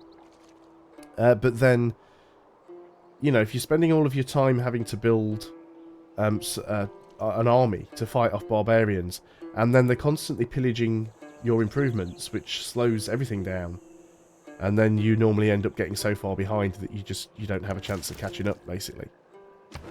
So we've got another envoy. We send this one to Candy straight away, and we'll get an extra +2 faith in the holy site, so that's well worth it, because we're now their suzerain as well. So now we receive a relic every time we discover a natural wonder. It would be nice if we'd have got that before we discovered the 2 natural wonders that we've found so far. But oh well, you can't have everything. Here comes back that barbarian. Let's start moving you over there. You're going to move down here and connect up the capital. Now, we're even working that tile. We are. You do want to work the farm, and you do want to work that because we're going to go and make that into a mine very soon. So that'll sort that problem out. You are... Ah, there we go. Ah, Giant's Causeway. Which is somewhere in Ireland. I can't remember where. That gives us... Land combat units that enter adjacent plots receive the Spear of Fionn. Well, that's a Gaelic pronunciation, which I have no idea how it is, even though half of my family is Irish. But it's probably nothing like Fionn. But +5 combat strength. Land combat units. I wonder if that counts for the scout as well. And because we have that the suzerain of Candy, we get the Shroud of Turin. Excellent. So you have 10 melee strength. If we move you there, yeah, you do get it. It does actually count. Fantastic. Hopefully it doesn't work on the barbarians as well. So that's basically like the old mountain altitude training that you used to get from, was it Kilimanjaro in Civ 5? So that's quite cool. So we've already found 2 of the new natural wonders in this game. Yeah, you better run. I really hope it doesn't affect the barbarians. Oh, well, that's the end of the land there, so I guess we are coming down this way. So let's get you over here. It's taking a long time to move because of the marsh, but you can see here that with no water, we don't gain any bonuses. So I think you start with a base of 2. I think it's 2. It's either 2 or 3 housing as the base. And then if you've got any water available, you get +1. If you've got fresh water, you get +3. So we're going to lose out on 2 housing by not having fresh water. This may still count as a mountain. I don't think it does. But we'll certainly try and get an aqueduct there if the opportunity presents itself. This builder needs to get over there. You're going to get into the city. You are not making it easy for me to chase you down, which is very annoying. You have got citizens that are not locked in. I guess that's okay. Keep working that commercial hub. On to the next turn.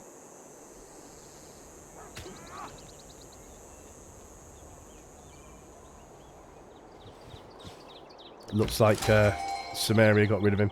Yeah, I'm not too sure where the Giant's Causeway is. Let's just say we know it's in Ireland, in Northern Ireland, and it's somewhere on the coast. So we can look at this. We don't have to scroll. There's no messing around. We can get ourselves a great profit. Yes, fantastic. So we've got ourselves our religion. Does anybody else have one? There's 2 gone. There's 2 gone already. That warrior, I guess, can just sort of stay there now. Now, there is a barbarian camp somewhere around. That scout had to have come from somewhere.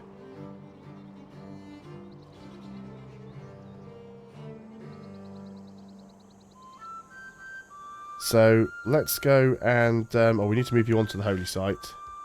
Found a religion. Let's go and just choose... Let's just go for Confucianism. I'm not too bothered about the name. We'll go ahead and confirm that. So, choose our religion beliefs. Well, we have got a relic. So we can get triple faith and tourism from that relic. May purchase campus and theatre square district buildings with faith. Well, that can be quite nice. Shrines and temples provide 1 housing. That could be very useful as well, actually. More than the faith and the tourism, I think. Yeah, I think we'll go for the extra housing. And then... what do we want to take next? Mosques is... extra spreads for missionaries and apostles. Cathedrals... gives slot for religious art. Good warrior gives food. Pagoda gives housing. I think we're just going to stack up the housing. That's always where I struggle in this game.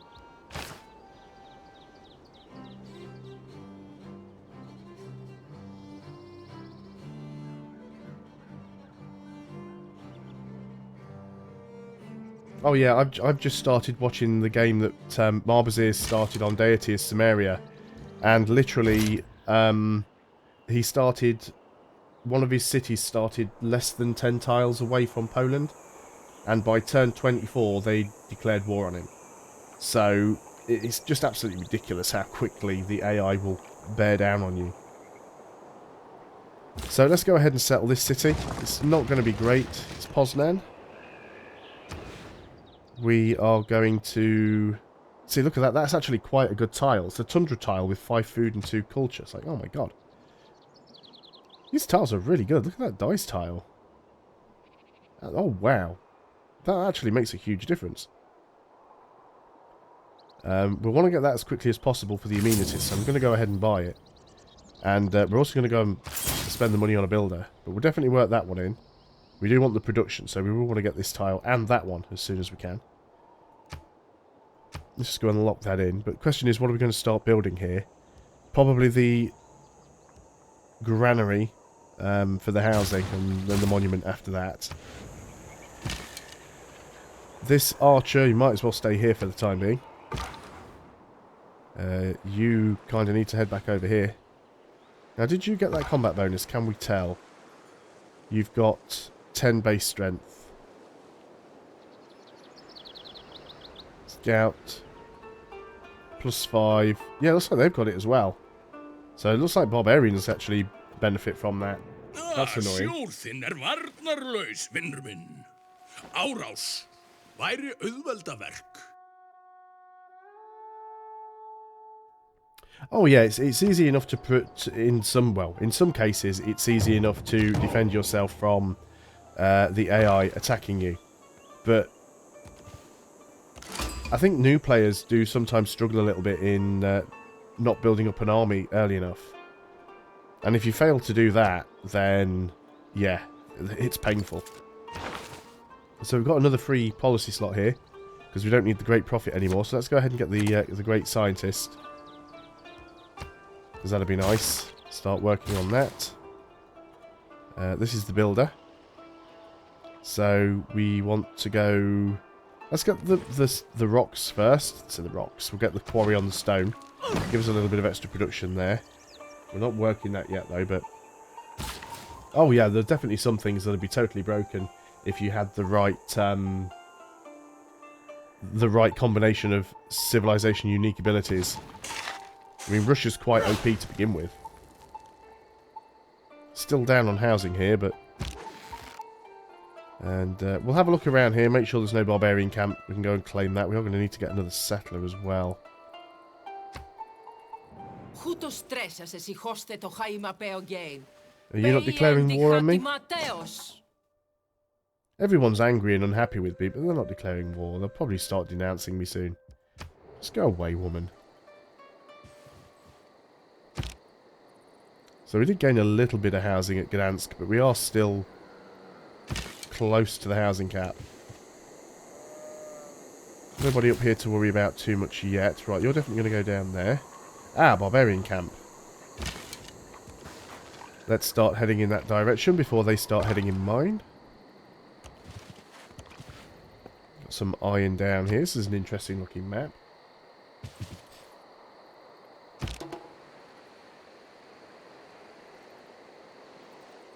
What I might do as well is just going to go and drag... Oh, no, not that one. It's the wrong window. And drag that up a little bit so it's not hiding the minimap.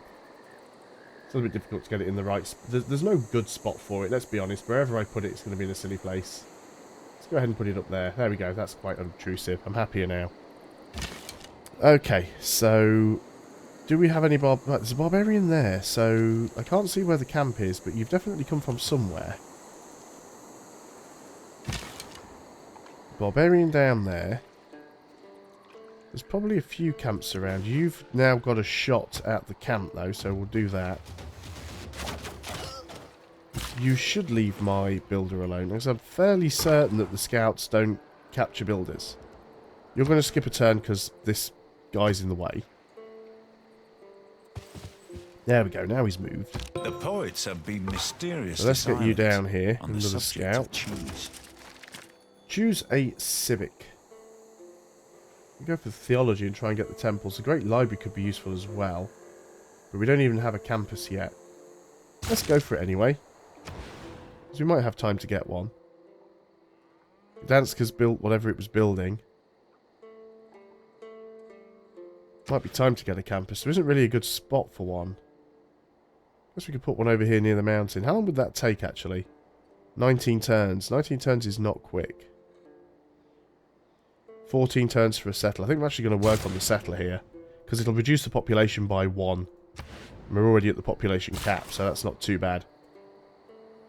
So yeah, you're going to go ahead and improve that. And then your last use will be on the deer.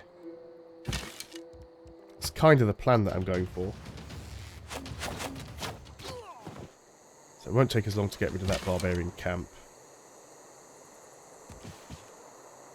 Where is that camp? I guess we'll just see where he heads off to, really. Why are these pop... Oh, these pop up when you get the boost, not when you complete the tech. So you still do get pop-ups. You're working on an archer. That'll get rid of him easy enough. Because I can't really catch up to him. Not in any meaningful way. Don't have boosts on it. Let's just do sailing because it's 1 turn. Let's get it off the list. Oh, that was annoying. Flipping Candy went and stole the barbarian camp. Well, let's run back down this way and see if we can kill this guy off. And you're going to go over there and grab that. What have we got down here? Half-dead barbarian scout. Vessels large may venture more, but little boats should keep near shore. More barbarians around. Let's move you in. Ah, you've actually moved towards me. That makes life easier. Off you go.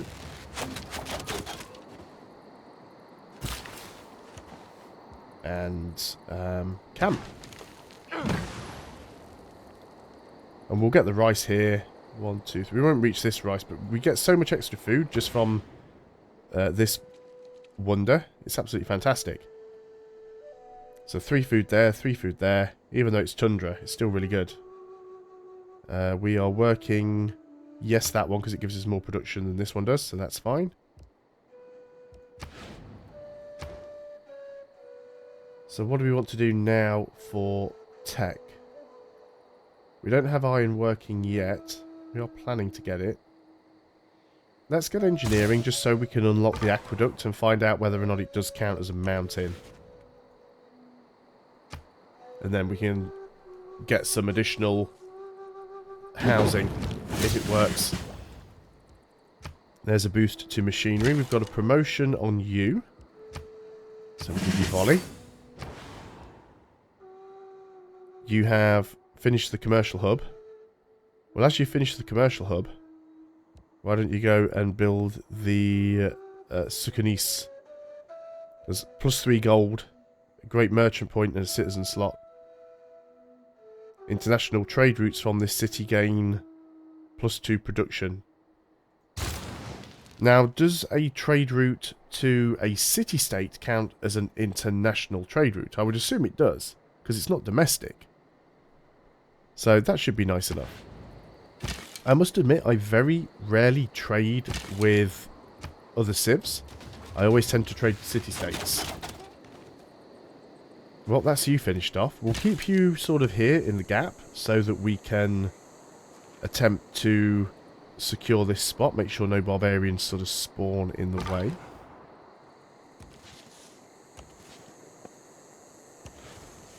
I'll try and kill that barbarian. There still might be some goody huts around on the map.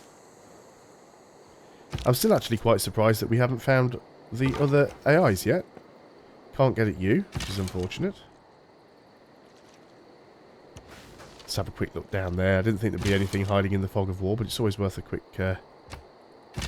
mooch. You can sort of probably go up onto that hill. Not on this turn, though.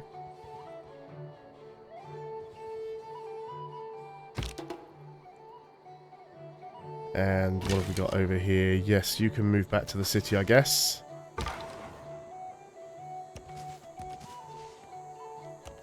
And we'll keep looking around with you. Okay, nothing there of interest.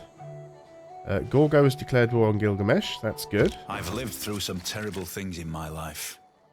Some of which actually happened. Recorded history is now complete. Choose a new civic. Let's just go for theology. Both of these are fairly quick to do. Let's put you up there. Is there going to be anything exciting? Oh, purple and blue. That is Gandhi, I believe. So I think we're about to discover India. नमस्कार। Yep, there we go. मैं मोहनदास गांधी हूँ। मेरे लोग मुझे बापू कहते हैं, पर कृपया मुझे मित्र कहें। It's like, please call me friend until I decide to start dropping nukes on you. So there's Delhi. Yeah, you just keep your mitts off that one, Samaria. Engineering is 1 turn away from maximum Eureka potential. So this is another thing that this mod does as well. It's basically telling me that if I want to get the Eureka boost for engineering, I should let it do 1 more turn and then stop. If I want to get the maximum amount of boost that I can get from the Eureka moment. Are we building ancient walls anywhere? I don't think we are. So I'm not worried too much about that. Although we could switch over and build ancient walls somewhere, I suppose that wouldn't be a terrible idea.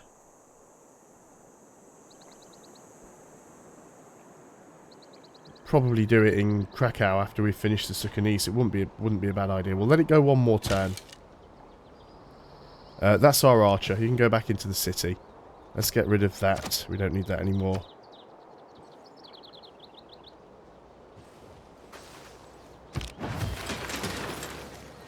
So, let's go ahead and work on those ancient walls, because it's only 4 turns. So we'll change our science now, and work on... Let's go for the ironworking. You can go on to alert.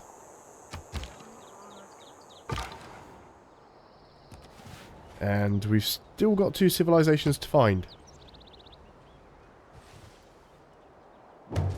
Man suffers only because he takes seriously what the gods made for fun. Games and recreation it is.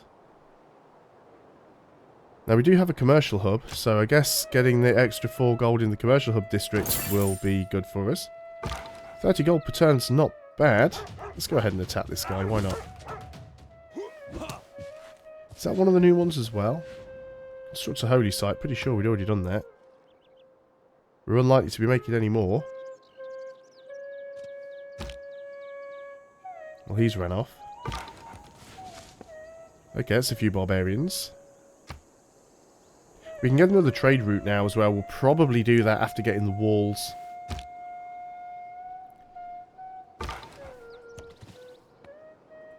Get on the hill. There's some mercury, some gypsum. لن أقبل بتدنيس الأرض.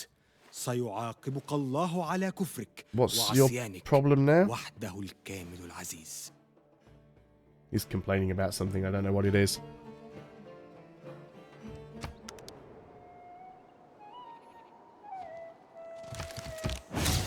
There's our boost to engineering. This is a little bit risky for the scout, so I think we'll just get you to fortify. Choose production, so that's the walls now done. We could try and get the Great Library. Oh, we need a library, we haven't even got the campus, we haven't got a stable. Yeah, we're kind of stuck on these. Let's go and get the temple then. Because we've got a fair bit of faith. It'd be nice to get a couple of apostles out and start to get our religion improved. So you were working on a settler. You've got the wrong religion there, haven't you? Yes, you have. So we need to start the Inquisition. So what do we actually want to build that campus up here? Guess we do. Our science is behind our culture. Let's go ahead and... It's an expensive tile, but it's +2. So let's go ahead and start working on that campus up there. It'll take a while, but it will be worth it. It's being flooded with Sumerian missionaries now. So let's link you guys together. We'll get you over here. We'll sort of meet up halfway with the archer.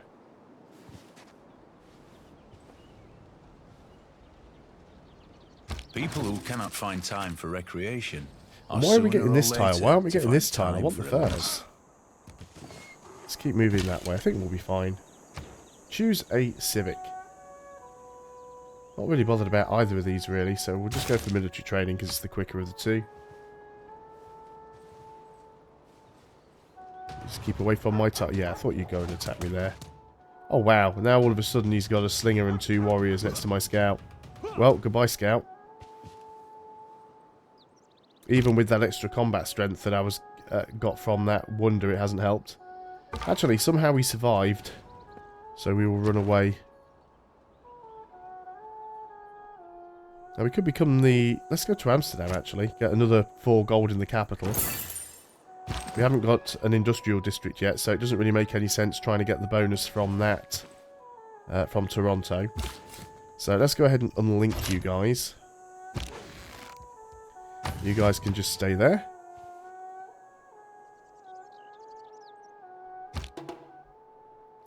And yeah, we've got amenity problems now. What was the sign for housing? But yeah, we do need more amenities. Trading post created. So we're not too bothered about the warrior. We want the settler. You're going to go and work your way over there. So you're now going to be escorted by the archer. You're going to work your way back over to the city. And you're going to skip the turn. And you're going to skip the turn because you can't move where I want you to. So, trade route. Yeah, Lisbon, look, we get +9. So we are getting more gold from that. We get production as well. Yeah, so that's definitely our unique building that's helping out with that. You're just going to go up there and heal up, I think. We're going to hit next turn, and then you'll have to excuse me, because I think I need to blow my nose. I'm getting a bit stuffy.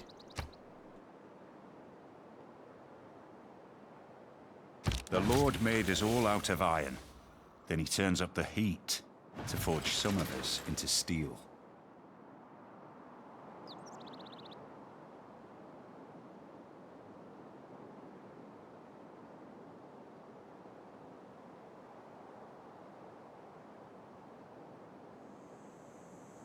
Oh, there we go. Apologies for that. I managed to fight this cold off, like, all over Christmas, and then go away for a few days at Christmas, and it hits me hard.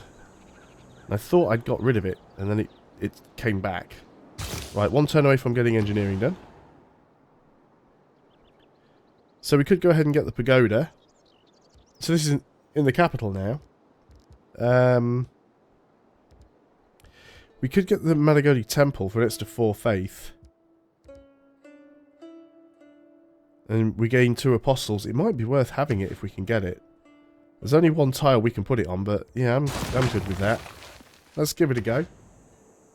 This is the first wonder that I've attempted to get in this playthrough. Good morning, Mike. Thanks a lot for joining the stream. Glad you could make it. But we want to start the Inquisition, because I want to get rid of this Catholicism that's over here. Also, Gdansk has got... Why is that snaking up there?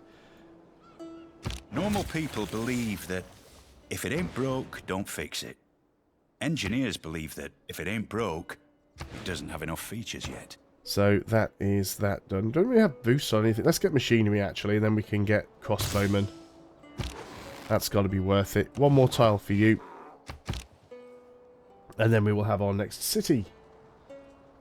Which will be nice. Can't upgrade you yet because we don't have any iron, but we're working on that. This is why we're starting a new city. There is no shame in deterrence. Having a weapon is very different from actually using it.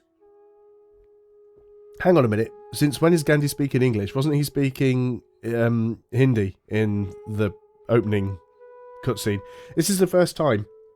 I've played as Gandhi, but this is the first time I've actually bumped into Gandhi, I think, in a game. And, yeah, he was definitely not speaking English when we met him.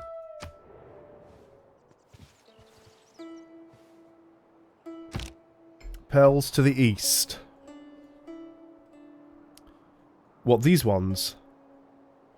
I'm still half convinced this would be a half-decent city here. Because we could get wine... Crabs is a luxury. We could get... If we put it there, 1, 2... 1, 2, 3. So we could get coffee, wine and pearls. If we settled a city here.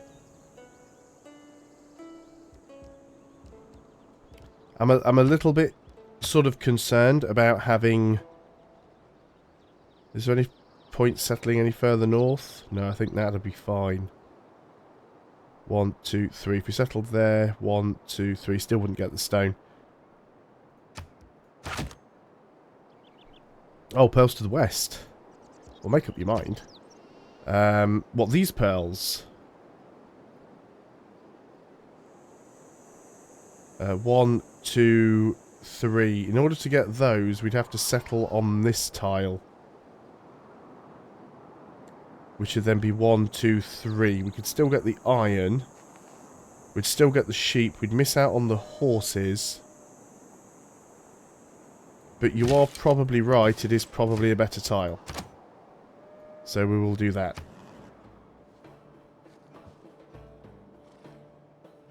Those who in quarrels interpose must often wipe up.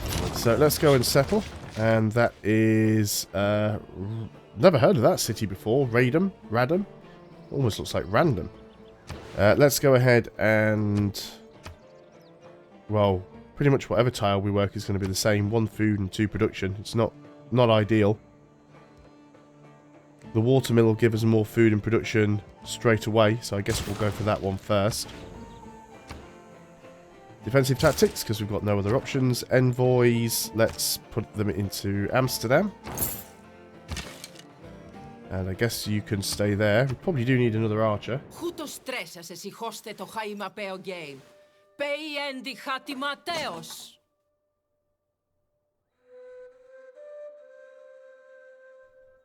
I was just about to say it's a bit early in the day for cider, isn't it? I'm completely unaware how late into the afternoon it is. My mind... I didn't sleep very well last night, and my brain seems to think it's still like lunchtime, so... That's a little bit weird just looking at the clock and realising what the time actually was.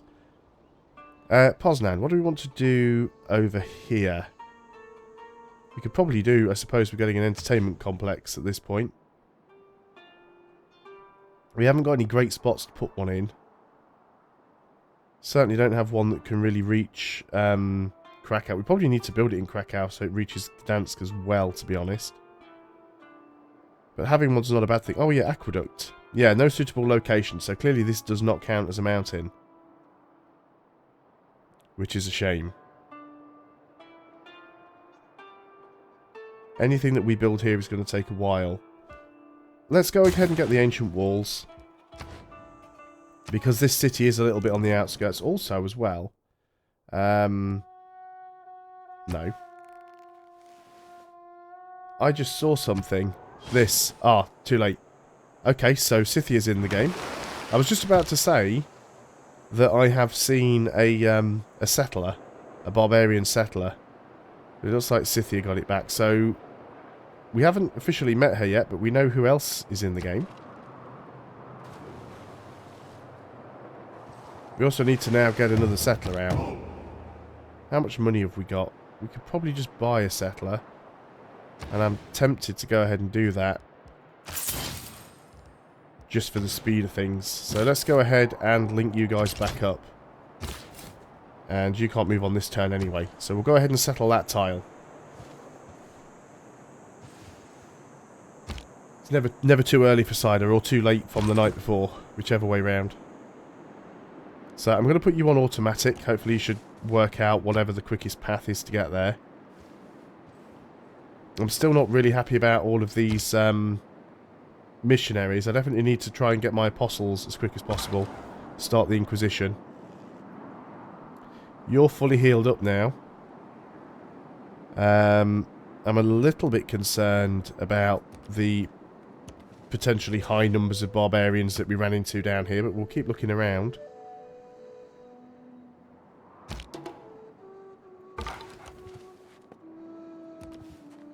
Just trying to stay away from the coast because I do have a bad habit of running into those boats and getting destroyed. Yeah, so you leave me well alone.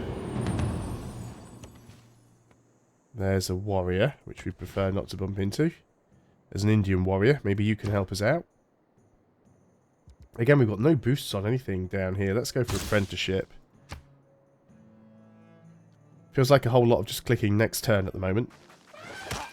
Ah, and India has a war elephant. Oddly enough, it's only Norway that doesn't like me at the moment. He's the only one that's unfriendly. Actually kill a warrior off with my scout. That'll be funny. Oh no, didn't quite get the kill. He's got like 1 hit point left. I don't drink coffee. I've tried a couple of times. I don't know. I don't like the taste. To me, coffee just tastes like dirt. It's like dirt in hot water. Invincibility lies in the defense. The possibility of victory in the attack. I can just about manage a latte, but I'd prefer not to have one. I'd much rather just have tea or a hot chocolate. But I've never had a taste for coffee at all. What barbarians are you on about now, and who's at war with who? Amsterdam on Gilgamesh, so Gilgamesh at war with somebody. Boost to mathematics. Housing problems, yes, yes. So, you could get a library, you do have a campus, but I think you might be better off with an entertainment complex, because you are having amenity issues.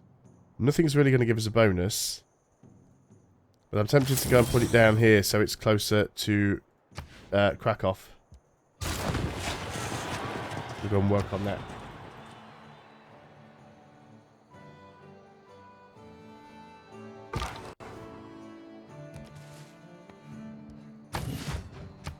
See, I don't even drink fancy teas. My missus will. She'll drink like fruit teas and herbal teas and things like that, but I just like tea. And even then, I think that's just a bad habit I picked up from my parents, because my parents used to drink a lot of tea. The kettle never stopped boiling in our house.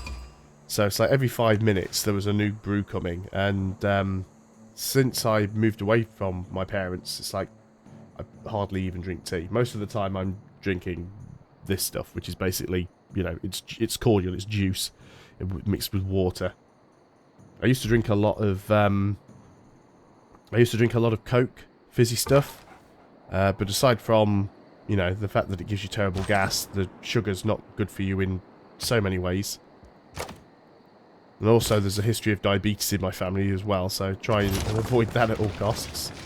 So we now have Roclaw, or Wrocław, or however it's pronounced. I'm going to have to get Marbers here to go through and give me some sort of tutorial on pronouncing these Polish names.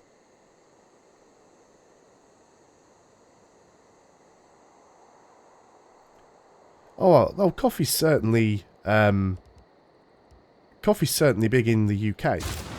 I mean, we have plenty of Starbucks and Costas and various other chain coffee stores. It's certainly not something that's alien to us. So it's probably going to be the last city we have for a while, unless we start capping some. But we should now be able to grab the pearls.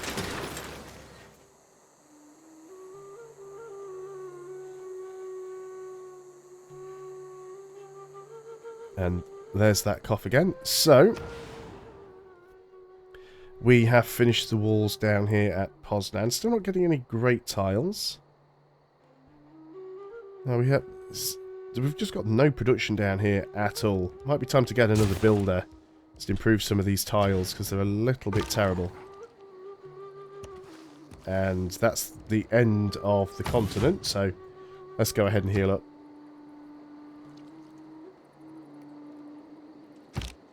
In a dusty, bustling corner of the Indian state forgotten I was building that. There is a magical place that one might think of as the hub of Buddhism.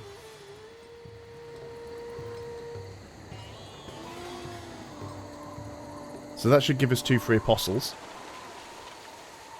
which will be fantastic, and it does. Now, one of them I am going to use to launch the Inquisition,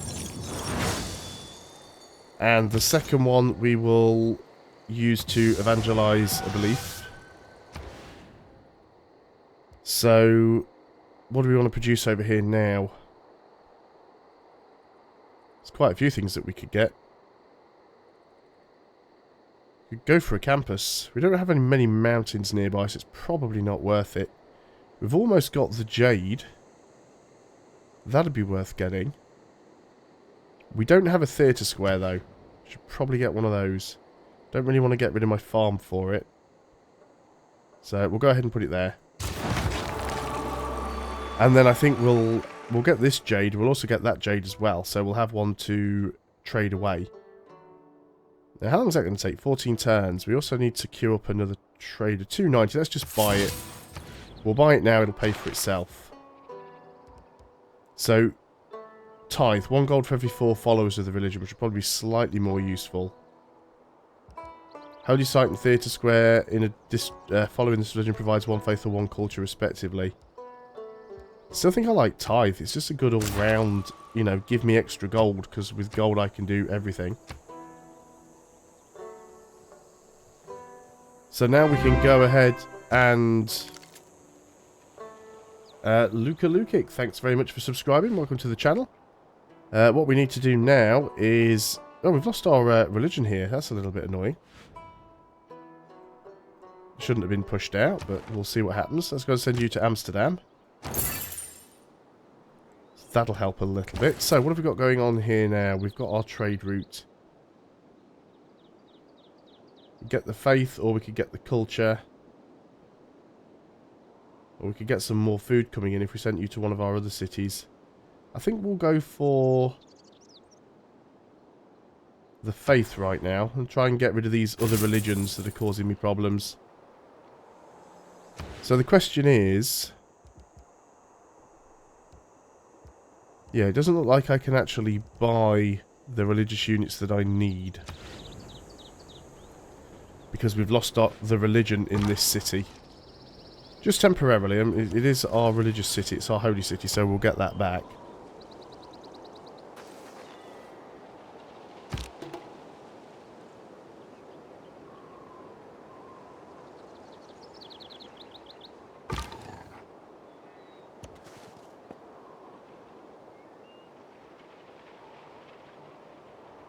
Again, it's doing this weird bug thing where it's showing that this Indian warrior have... Barbarians have spotted your city. Well, it's not a barbarian. Why is it showing that icon? It's a bit of a glitch. Ah, there we go. Here's the first declaration of war. He has actually declared a formal war against me. Oh, Gilgamesh is getting involved. I see. How many more are going to get involved? Is it just the two of them, or is it like every AI? Just the two of them.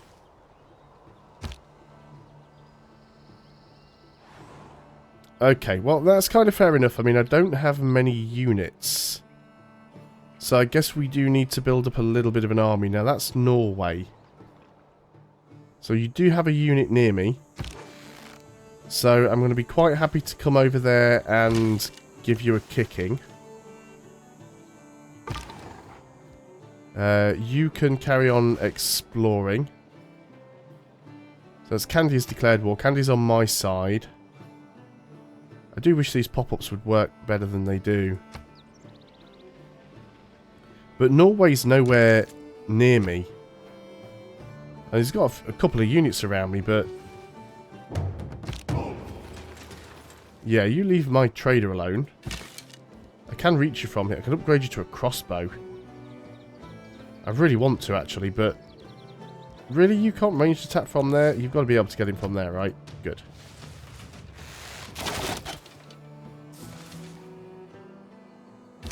And unfortunately, I can only move into marsh with you, so that's not good. We might end up losing that trader. I'm actually expecting it.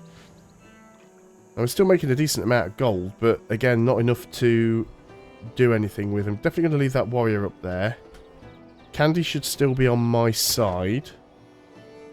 Yep, so I'm not going to worry about them attacking me. Now, what do we want to get over here?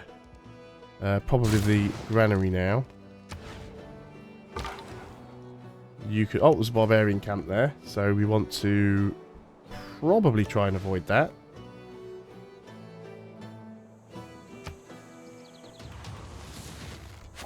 Now, it looks like my trade has actually moved underneath my archer there, so that's good. So... oh, it's not my turn yet, apparently.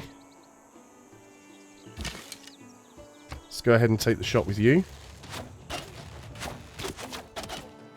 There we go, that's fine. And now we'll move you back and we'll actually promote you to a crossbow. We'll do the same with this one as well. We'll also need to get a few up here. Again, I don't know why the AI actually declares a war when it doesn't have any units near you. Just gives me time to prepare a defense more than anything. That said, it wouldn't be the first time that they just sort of turn up with a huge army out of nowhere. So... yeah, you're going to go back over there. Can't upgrade you on this turn. You are going to heal. Unfortunately, purchasing units is so expensive. Still haven't got our faith back here. Hoping that we will. So let's head over this way with the scout. There's still a little bit of land in this direction that we haven't explored yet. I can't believe I've been streaming for 2 hours already. I thought I'd have dropped down dead by now. I feel close. It's probably a good job I don't have my video lighting, because the desk lamp doesn't make me look quite as pasty as I actually am at the moment. Apprentice. There's My apprenticeship two done. tools are example and nagging. Mathematics is probably a little bit of a waste of time at the moment. Stirrups could be used. We'll go for mathematics anyway, though, because it's the only one I've got the boost for. So, yeah, 200 gold just to upgrade you to a crossbow. Well, that gives us a boost to metal casting. So, are there any units around that we need to worry about? You belong to Norway. Not too sure I'm going to be able to get that scout, but we'll give it a go. Still haven't got our religion back yet. So let's move over in this direction. We might find... yep, we found a goodie hut. Fantastic.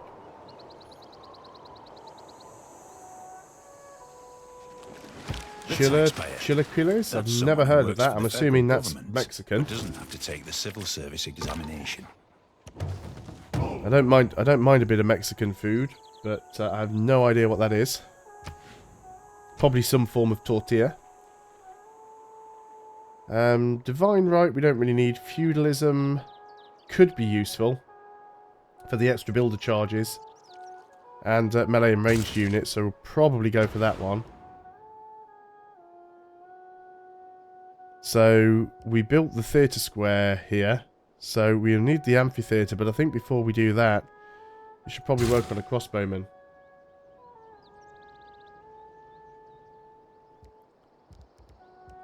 Yeah, but that's the thing, Cam. We always know when you play Minecraft that the time just runs away from you. Poznan, we could get another crossbowman. Wow, 26 turns for a crossbowman. That's ridiculous, really. Probably need to get an industrial zone down here just so that we've got some production going. Because the production is terrible. Let's go ahead and put you there. We've got tiles that we don't have locked in. Well, that one, because it does have production. That's got the production. And then, yeah, I guess we're concentrating on the food tiles then. Could do with a bit more production in that city. It's quite slow. We do, however, have the builder. We can improve the rice to give us even more food. I'm not convinced that's all that useful. I like how it's not showing these tiles up as red, because probably this mod was made before they added these new, this new wonder. But there isn't really an awful lot that we can do to get production. Everything's just food, food, and more food. That's not even a hill.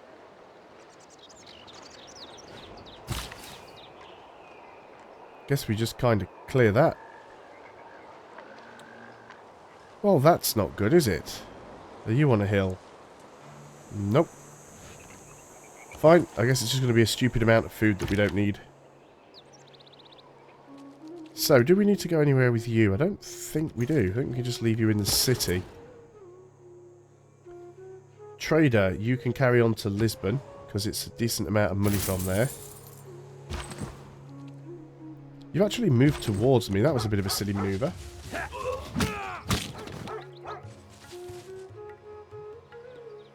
When can I plant a forest? That's quite far up in the tree. Mercenaries. That's when we get our winter SAR. We need to work into mercenaries. Tree planting. I'm never going to spot it on this list now. You understand that, right? Is it that one? No, it's the National Park one. I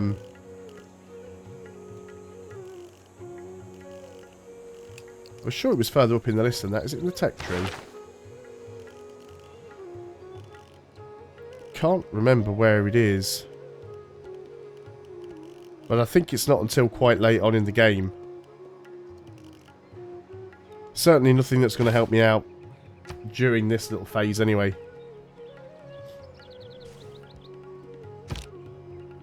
Oh, we've got to change our government. We can change our government. Do we want to? Amenities for cities with a garrisoned unit.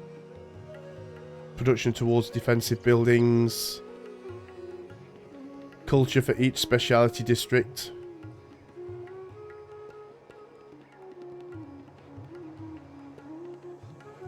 +2 gold from all trade routes. That'd only be +4 gold.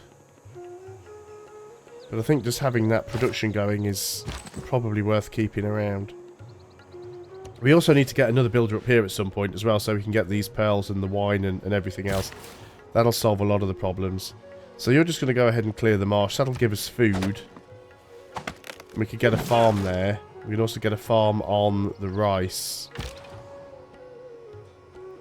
I guess you guys are just going to go back to the city for now. So let's just go ahead and grab that. Granted a recon unit. Not really what I wanted. So it's basically just giving me a free scout. I'm just going to put him on auto explore because I can't be bothered to micromanage 2 of them. Yeah, that was a bit of an unintentional pun, Mike. I hadn't even noticed I'd made that one. I've got quite a lot of faith now, but I just can't spend it at the moment because I'm stuck waiting for that.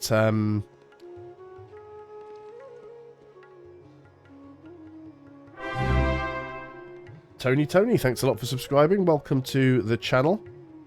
I don't even have enough to buy this tile here, which I'd like to get so I can have the extra production. So I guess we'll leave you there and then move you later on. You just go on to alert. Hopefully we can get out of this war quite soon. Again, they don't really appear to be attempting to do much. Yeah, you're shooting at me, which I expected anyway, but we can get away from the barbarians quite easily and just heal up.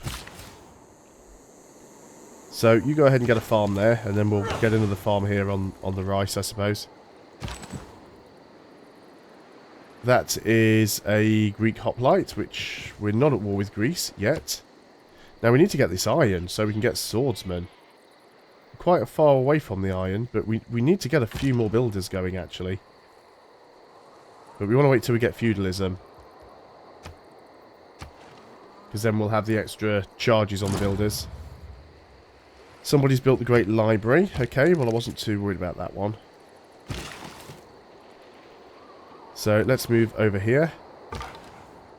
And yeah, you can just heal up.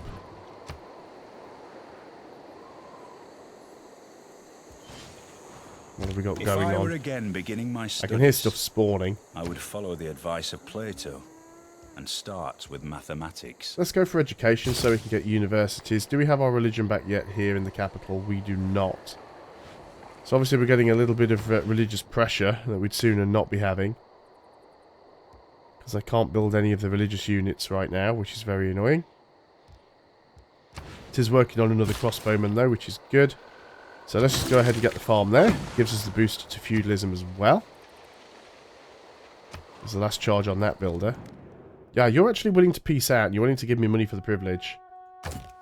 You won't give me your luxury though, will you? You probably won't give me any more than what you were offering there. Which was, what, 4 gold per turn? Nay. Oh no, it was 5 flat gold. You'll give me 5 flat gold. But you won't give me 50. I'll take as much from you as you're willing to give me though. Well, obviously it looks like it's not going to be much above 10. 15.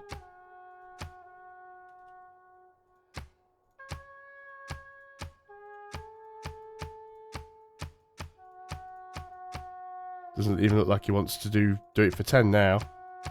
He'll give me 9. Okay, fine. We'll make peace, just so I don't have to deal with all that rubbish. We're still at war with Samaria though.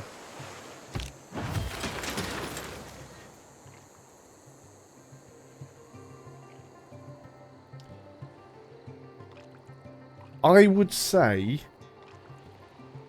Civilization 5 is probably closer to Alpha Centauri because all of the district level stuff in Civ 6 adds a whole new level of complexity.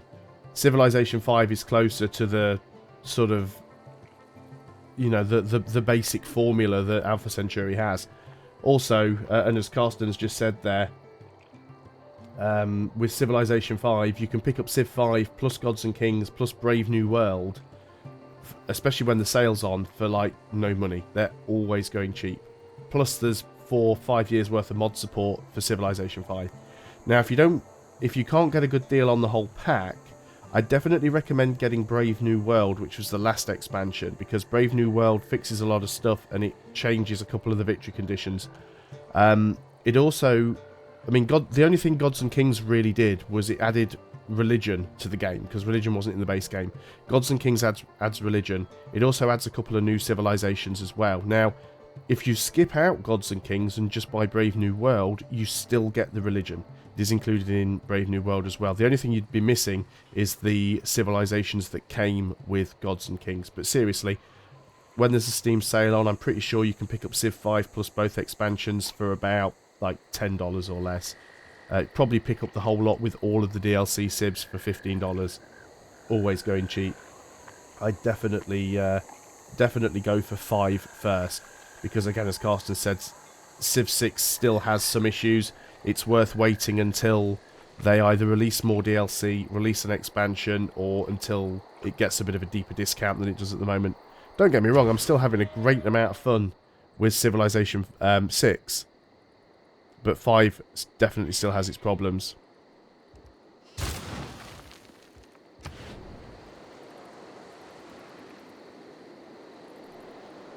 Also, as well, if you actually go and take a look at Steam statistics, you'll actually see that currently there are more people playing Civilization 5 than there are playing Civ 4. So when Civ's... sorry, not 4. There are more people playing Civ 5 than there are Civ 6. When Civ 6 first came out, it shot to the top of the charts and loads of people were playing it. But now it's dropped down. I think when I checked last night, in the top 10, I think Civ 6 was at number 9 and Civ 5 was at number 8. So obviously a lot of people are going back to Civ 5 now because they just feel that there's more to do.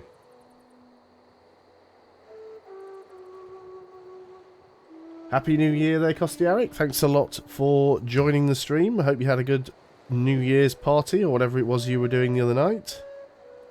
Let's go get mercenaries so we can get those winged hussars. Now then, Roklov, what are we doing over here? You need a lot of stuff. Now, I was going to go for the watermill. I would like the food. Well, hey, I want the production. I think we'll do that, and I think after we'll queue up ancient walls, because I don't really like the fact that we're quite far north here, and we're quite close to Gilgamesh, who we are still at war with. We do need to get a builder. Can we afford to buy one? Yes, we can. So we'll use you there. Now, you've healed up, so... wherever we go, there's going to be barbarian camps, basically. There's a barbarian camp down here, there's a barbarian camp over there. So I think we need to work our way around in either this direction, if there's a land bridge. If not, we need to work our way around over here. Still drinking. Sounds like I haven't even started yet. I wish I had have done. Maybe I wouldn't feel quite as crappy as I do now, but... So we've got amenity and housing problems here in Gdansk. And as much as I want to get that library, I think we should go ahead and get the arena. Is to start solving some of those problems. So we've got a builder. We'd like to get those pearls, really. I don't really want to waste you on the bananas. Our border's growing over there in 20 turns, which is ridiculous. So I might just go and buy the pearls. So let's just put you to sleep for now. And yes, you're heading up to the north.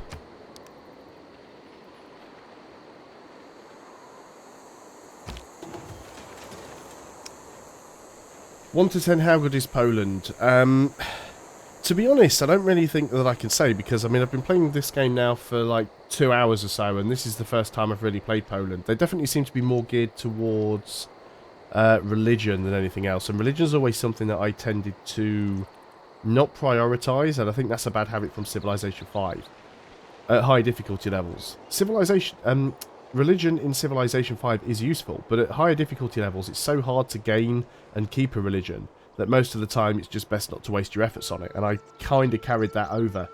The Winged Hussar units are quite good, though.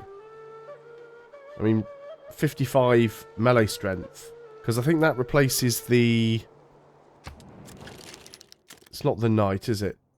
You won't let me click on that, will you? That's disappointing. Leaders, actually, major civilizations, Poland, Winged Hussar. Oh, do you not replace anything? Upgrades to the tank. 55 melee strength. Upgrade from knight. Yeah, so it's slightly stronger than a knight. But it also pushes other units back. I wouldn't necessarily say they're top tier, but they're probably going to be one of the stronger civs. But so far, I'm not overly impressed by them. I don't think they've got much going on to get really excited about. I actually like civilizations that have interesting mechanics. And this is one of the reasons, just going back to what Mike was saying there about Beyond Earth. I did dislike Beyond Earth. Mechanically, the game's fine, as far as I'm concerned, but there are certain things it lacks that Civ 5 had. The game has no character. I can't remember now. I mean, I've put probably 60 to 80 hours in Civilization Beyond Earth. I cannot remember any of the leaders in that game. The whole thing was just bland. The technologies were memorable. The wonders were, again, completely abstract and unmemorable. There was just nothing in that game that made me want to go back and play more. And I did go back and try it again when the expansion came out, and it was slightly better with the expansion, but it didn't make a huge deal of difference, really.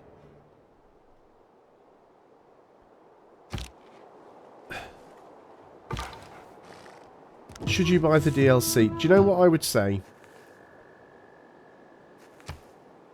If you really want to play Poland, then sure, buy the DLC. But if you're not bothered about playing Poland, there's probably not much point. I mean, the DLC is quite expensive at the moment. I'm sure this time next year, when there's another Steam sale on, you'll be able to pick that DLC up for, like, next to nothing.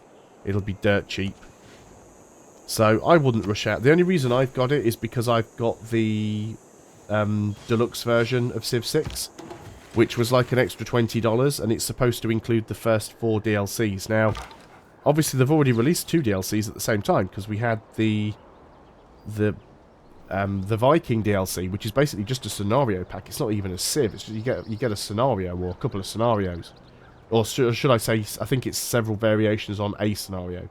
And then you've got the Poland one, and they're like $5 each. So if they bring 2 more DLCs out and they're both $5, then it's not really that much of a saving buying the digital deluxe version. Even though 2K, or Firaxis, whoever it was that said it, did originally say that buying the digital deluxe version would be cheaper than buying the DLC separately. So that, in my mind, means that the next 2 DLCs are probably going to be more expensive. And if the next 2 DLCs are more expensive, they're probably going to have more in them. So I'd wait for them, to be honest. But yeah, for paying out $5 for one civilization, my question is, have you played all the other civs in the game yet? If you haven't, just wait. Doesn't seem to be much point in rushing, to be honest. Should probably just get the walls everywhere. This annoying Catholicism religion that we've got everywhere, let's get those locked in as well. At least we do have a bit of production going on over here. So we've got a crossbow. You can stay there. We're still at war with you. And speaking of which, as we are at war with you and you're being cheeky enough to get your missionary down here, we might go and have a... You're not heading into his territory, are you? You wouldn't be doing anything that stupid, would you?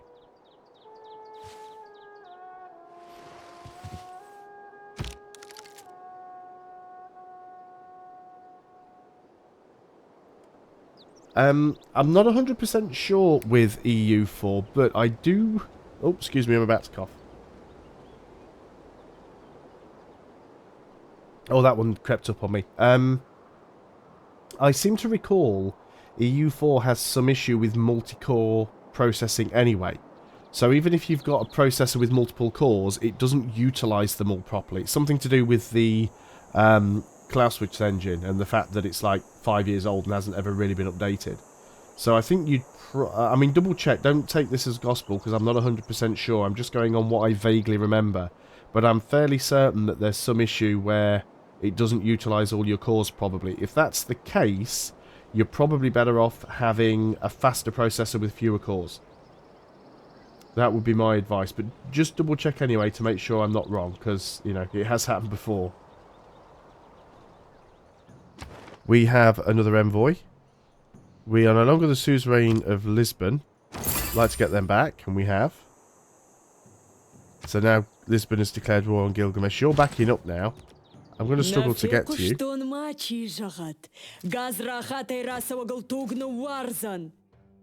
There's Scythia. We haven't met Scythia yet, even though we've known she's been in the game for a while. It's the first time she's popped up. Honoured to meet you. Hospitality and all that stuff, yada yada. Let's go and think about attacking this missionary. Have we got our religion back yet? No. Also a little bit worried about these hoplites that are hanging around down here. That's a bit concerning. Now you're heading north. Now we probably do still want to get some more militaristic units out. There's a barbarian camp over here as well that's spawned. You've decided to set up shop right down there. We do have a crossbow here that I'm desperately trying to select. Yeah, we'll go up and we'll attack these spearmen.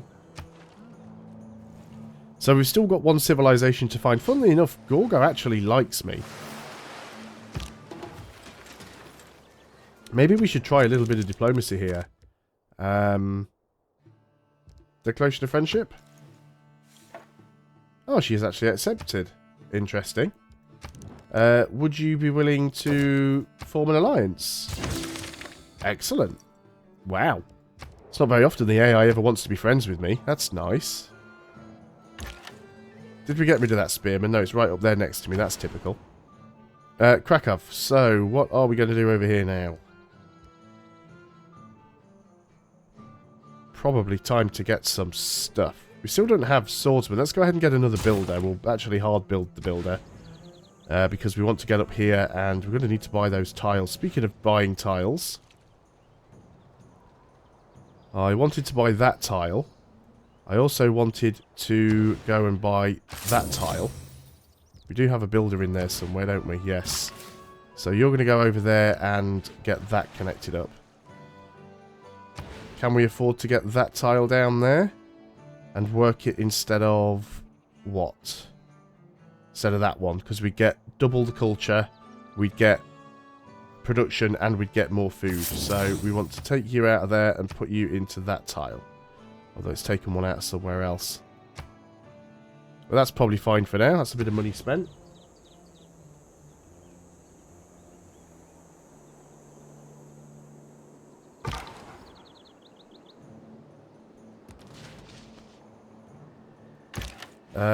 Is that... That's marsh. Can I actually hit you from there? No, I can't. But if I move there, I can probably get you. I'm just trying to sort of trap that missionary in. Because if we can kill him, then we can actually get rid of a little bit of their religion, which would be nice. The other ones have ran off. I don't know where he's gone. You're out of moves. You're going to carry on heading north. But yeah, we definitely need to go and get that iron connected up soon. Although at this rate, we'll be completely skipping iron out. Where did you go with that missionary? Right, let's go ahead and get the pearls connected. I also should try and get the next sailing tech so we can get embarkation, just to make life a little bit easier for my scout. Let's get the crossbows to work on these barbarians. Well, we're going to miss out on the whale. Not that we'd have got those whales anyway, but they've been nabbed by Scythia there. Are we going to get the furs anytime soon? No, because you're spreading to every other tile there is first. You've run off on that direction. That's interesting. Try and head him off with the scout, but I'm not sure I can.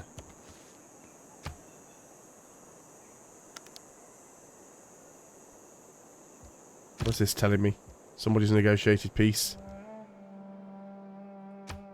Palenque's negotiated peace with Gilgamesh. And now we want to get the wine. 7 turns away from getting the wine. The crab's a bonus resource. Can we afford that tile? I mean, it's a gold tile anyway, so it's probably worth getting it in the long run. So we'll go and get that gold tile. And then we'll get the wine tile as the last one.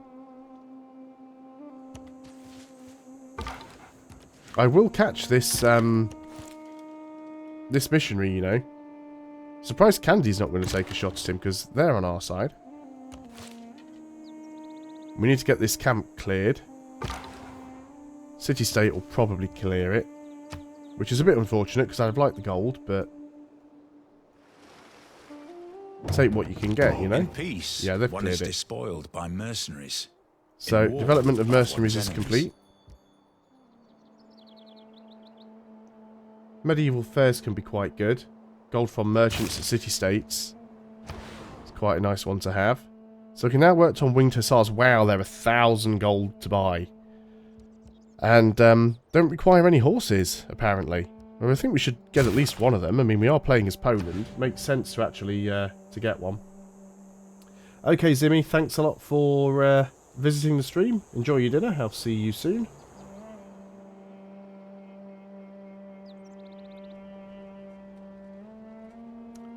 I'll be quite honest, Mike, with Dishonored. Yeah, I love the look of those games. I haven't played them. I watched Jesse Cox play through the first Dishonored. He's actually a little bit annoying for some people. because he spends so much time reading all the lore. He will stop and read through every book and every note and every piece of paper that he finds. But it's fantastic because he's the sort of player that gets so invested in a game's backstory and lore. And it's really good that he doesn't just skip through it all and ignore the work that's been put in by the developers. I did think about getting Dishonored 2, because obviously I know what happens in Dishonored 1. But then I thought to myself, well, I don't really have time, and I've just been watching him play through that as well. Problem is, he plays through it quite slowly. He only does like one video every few days or so. So he takes longer doing missions than I was taking on Shadow Tactics. But I still think, yeah, they are brilliant games. I'm just really bad at stealthy games like that. But I think the work that's gone into them to give those games a sense of character and a sense of identity, they're amazingly well done. They are really good games. And even the art style, I mean, you know, the graphics aren't exactly... They're good graphics. They're not sort of photorealistic, but the whole way that they've set that game up and given it a sort of a life of its own, you really do feel it's so gritty, and sort of that whole steampunk thing. I do really like it.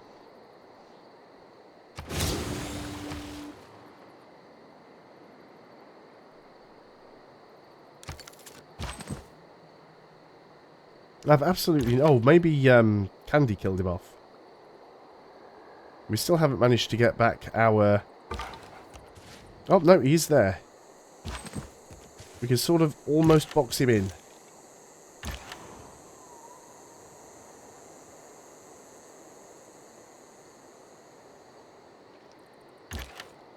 I must admit, there have been a few times where I have been reading the comments on Jesse's videos, and it's usually people that don't know Jesse, that aren't familiar with his style, that get so upset because he takes a long time to do anything. But I mean, obviously, if you watch a lot of Jesse's stuff, you know that that's just how he is. I remember, I mean, I play The Witcher 3. I never played the previous ones, but I watched Jesse play through the second one. And it took him so long to play through that game. But it was an absolute pleasure to watch him play it, because he just enjoyed it so much. And all of the lore. If I move to there, can I actually hit that guy? Oh, no. I'm desperately trying to chase him down, but I've got so much rubbish in the way. It's making it difficult to get to him. I wish Candy would either shoot at him or just move. They're not helping me out here. We want to get that wine, so let's move you back to the city. We'll get that next time. You might as well just move back down here. And, yeah, I guess you're going this way now. Okay, maybe not. So, where are you going then? I think we've pretty much found the end of the continent here.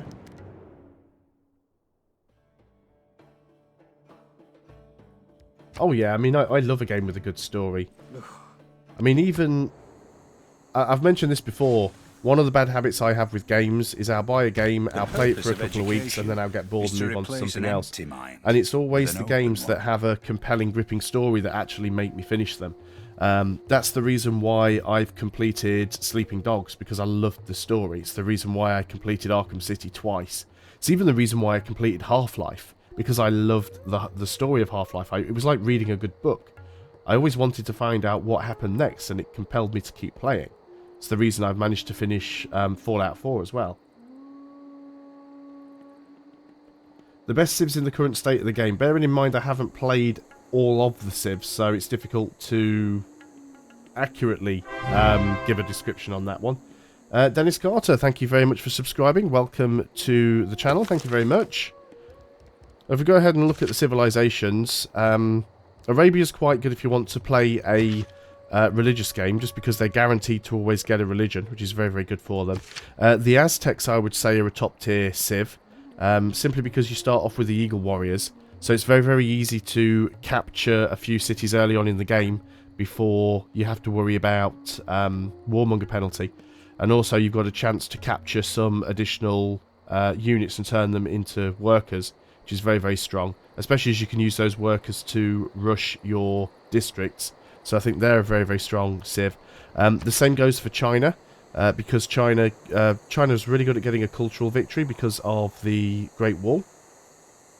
The Crouching Tiger's a really, really strong, short-ranged unit. But again, they can use their workers to rush the earlier wonders, which is really good. Egypt are also quite strong as well, because they can, I think it's the districts they can rush. Germany are quite good for a scientific victory, because they're unique districts. The Hansa gives them a fairly big production boost.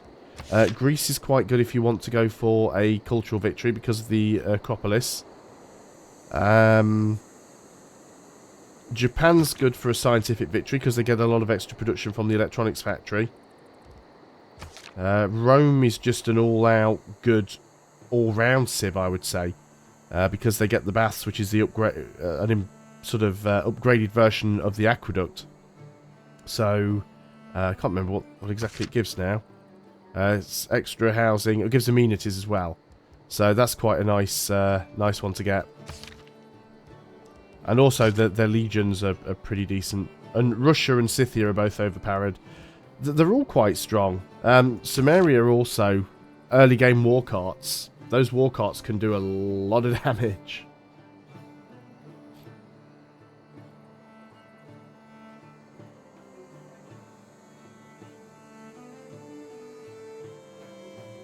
Yeah, that is the problem with certain games. That if you've got a story-driven game and an action that you take can affect the outcome of the game, sometimes you get to a point where you sort of think, well, I've screwed that up now and I don't want to go back and undo it.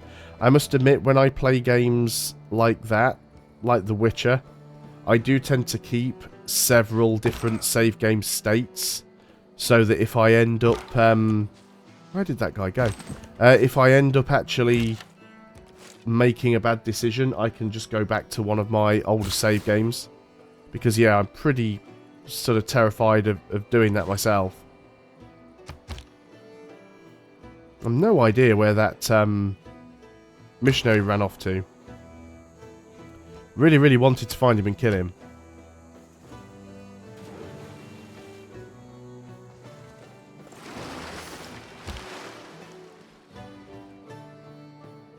Okay, so what have we got? Yeah, he's just completely disappeared.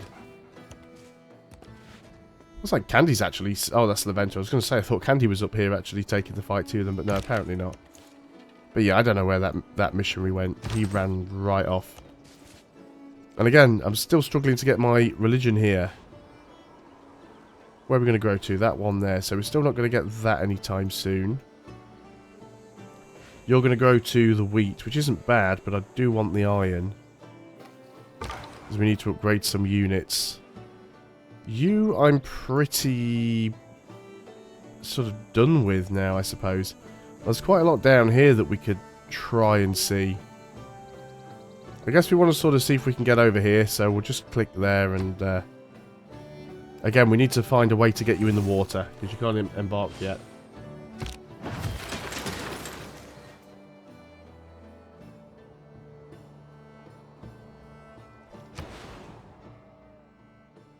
I've actually never seen The Witcher 1, so I don't know what the story is in the game. I have read the books, but my gaming history with The Witcher 2 was watching Jesse play through The Witcher 2, and I'm playing The Witcher 3. I still haven't completed it yet. It's one of the many, many games that I've got on my list of games that I really should hurry up and actually finish while it's still semi-relevant, but not too sure it'll ever happen, to be honest.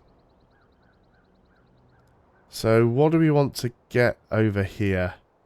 Our production isn't great. I guess getting an industrial zone wouldn't be terrible. If we get one, it's not going to be close enough to Krakow to make any difference, so we might as well just go ahead and build it over here, just to get some production in this city itself. I think you're working about the best tiles that you can be, so I'm happy to leave it at that. There's a Sumerian war cart that we do want to sort of leave well alone. You can come back over there and go on to alert. It doesn't look like we're going to find that a missionary. We might as well come back. Now, how expensive would it be to buy my way out to that iron tile? You can do it. We need the iron. You're going to go over there and get that hooked up as soon as.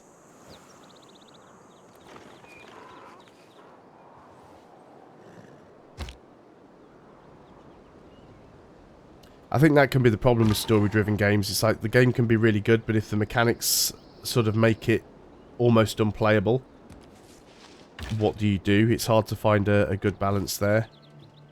Let's just see if he's willing to peace out, because we've been at war for forever here. He's not even willing to go for a white peace. Oh well, never mind then. You stay at war. And you are actually attacking my scouts with your war cart.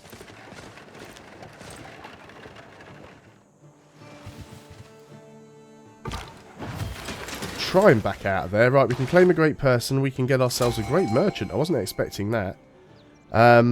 Increases the trade route capacity by 1 and grants a free copy of the luxury resource on this tile to your capital city. So we want to pop him on a luxury resource. Preferably one that we're not going to be able to get elsewhere. 1, 2, 3. We're not going to be able to get that coffee, so that might be the tile to do it on. So we'll try and do that. Gdansk, you're going to have problems. Maybe you need a... You could get the university. And I'm thinking about an industrial zone. Can't actually afford to buy a tile to put it on. Let's go and work on the university then. And you can sort of head back. Unit needing orders. You're our great merchant. So we'll be able to hook those up. We don't need to worry about those. We've already got salt. We'll be getting the furs. So is there any luxury resource that we wouldn't be able to get? I guess we could move on to there and actually do it on the whales. Because we do have open board. No, it's that's Scythia, not... Yeah, I guess we go and do the coffee, I suppose. So let's go and we need to move that worker out of there. And then we need to teleport you over there.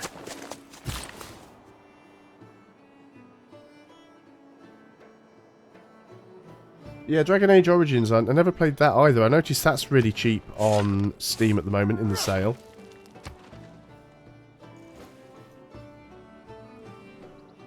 Greece is expanding, adding a new settlement. Betwixt the stirrup and the ground, It's much nicer now how these are presented. It's a lot less messy than it used to be. I see my progress bar thing here is now blocking bits of the UI, so can't find a good spot for it. Right, okay, Celestial Navigation. Let's start getting this done so we can go and embark. So you need to improve that. You need to get up and get on there. Hopefully not be killed by a war cart. You just stand in front and block. Oh, would you look at that? There's that missionary again. Go on, come towards me, I dare you. Let's get you back down towards the city. I guess we get at least one of these pastures and then probably save the next one for the wheat.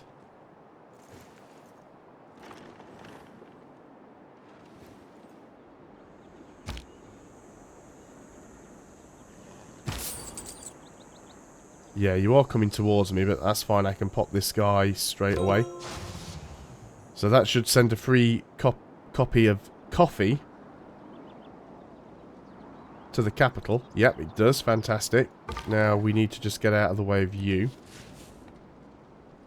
And that's increased our trade route capacity. Didn't give us a free trade route though, just increased the capacity. Let's keep going to Candy, I think. Not really getting any amazing bonuses out of this.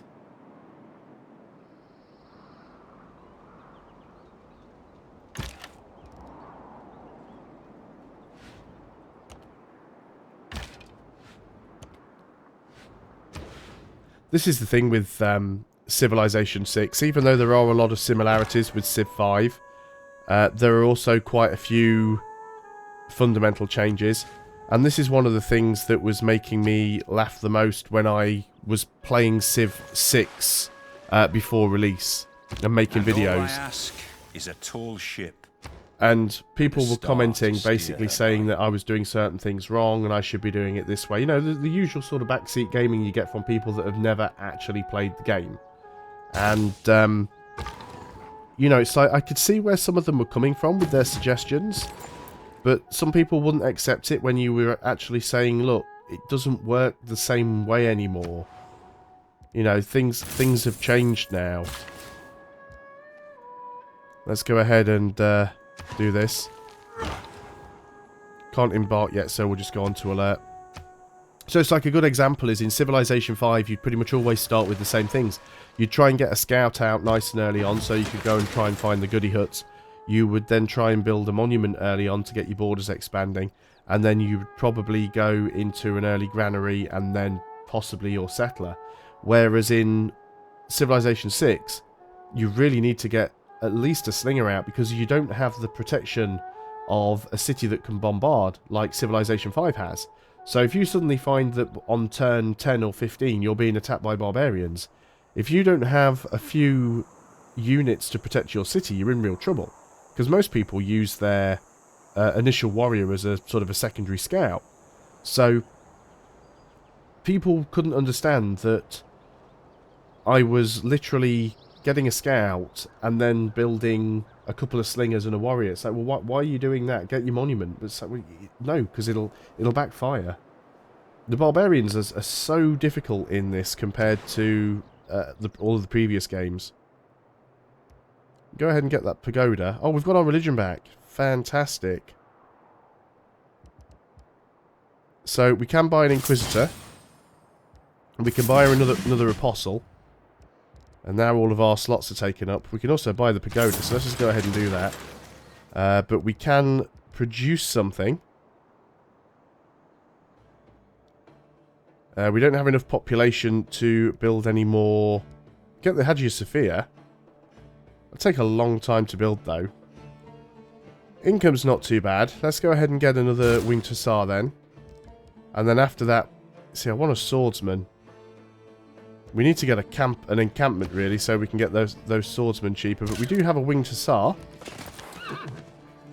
And I think I'll actually send you up towards the front a little bit, just in case Gilgamesh decides to descend upon me.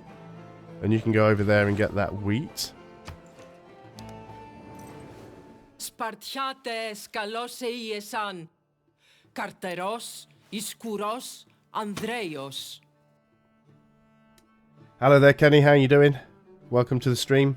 Been going for about 3 hours now. I'm just slowly dying from man flu, but I'm determined to get through this stream. We're actually over the housing cap now at Gdansk, which is not good. Have you heard that told? So yeah, we've got problems there. We've got housing problems. We've got amenities problems. What we need to do, because I can't remember where it is remember how... See, urbanization's like a mile away. It'll take forever to get to that. We could go for Merchant Republic. Or we could go for Monarchy. Monarchy might be slightly better. Because we'd still have 2 military policies. Merchant Republic we'd only have... Well, we wouldn't have any because one would become a wild card. So I think we might go into Monarchy there. So now we actually have a religion. This apostle I'm going to use to evangelize belief, because we can still do that once more. Missionaries and apostles cheaper to purchase.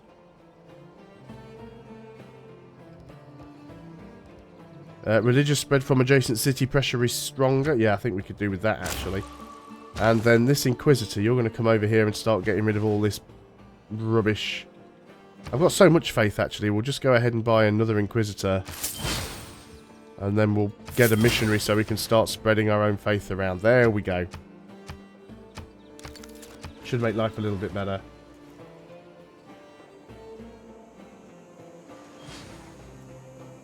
You see, this is the thing when Civilization Beyond Earth was in production. And one of the things that they said Beyond Earth was going to have was that the aliens were basically the equivalent to barbarians, but they were going to be better than barbarians, because in Civilization 5, barbarians weren't very relevant after the first, I don't know, maybe 20% of the game, because you just I mean, technically the way barbarians were supposed to work in Civilization 5 is that a barbarian camp could spawn any unit that was currently researched in the game. So if somebody had tanks researched, then the barbarians could spawn tanks, but they hardly ever did.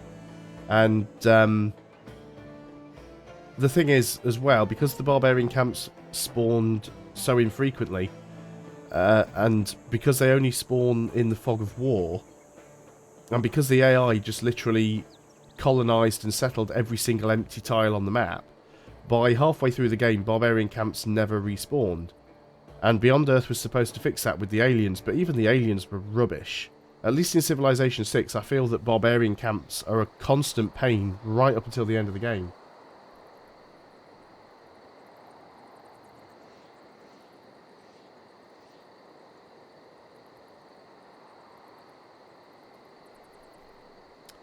Oh yeah, don't get me wrong. There are still issues with Civilization 6.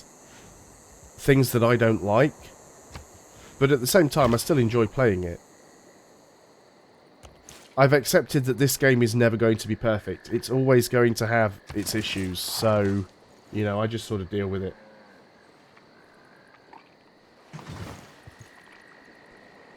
The annoying thing with Beyond Earth is Beyond Earth had potential. The actual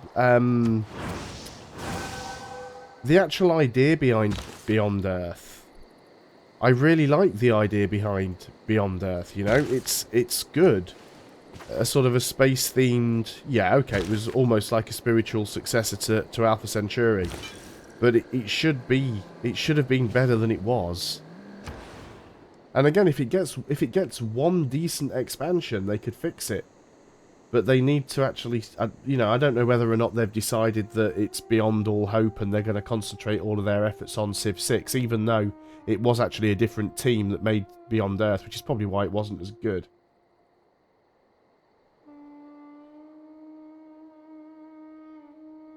I would say... I mean, Civilization 6 certainly has some new mechanics that I do enjoy. I certainly like the whole district thing. But if you want... In terms of value for money and experience, Civilization 5 is probably better.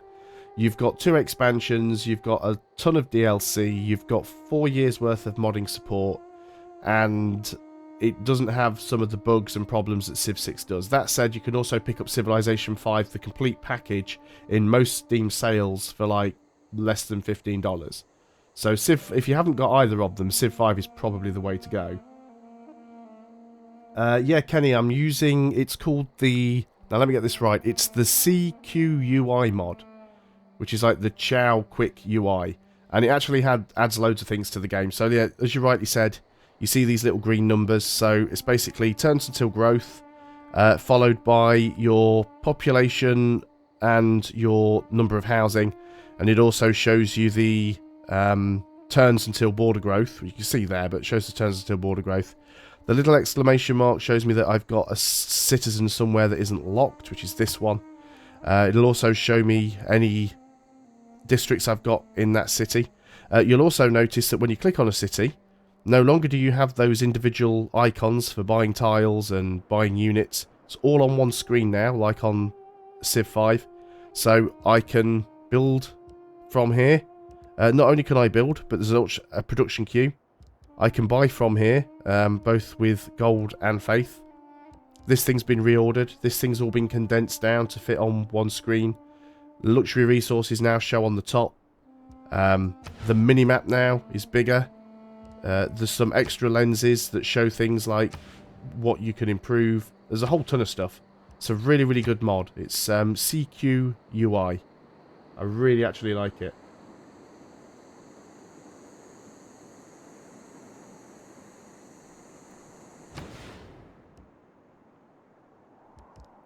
What are we going to get over here? We might as well get a workshop, get that production going.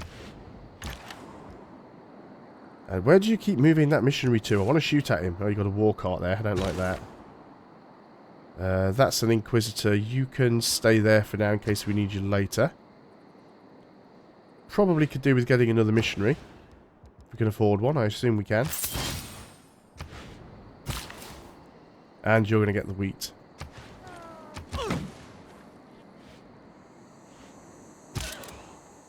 And you might as well sort of stay somewhere up around here.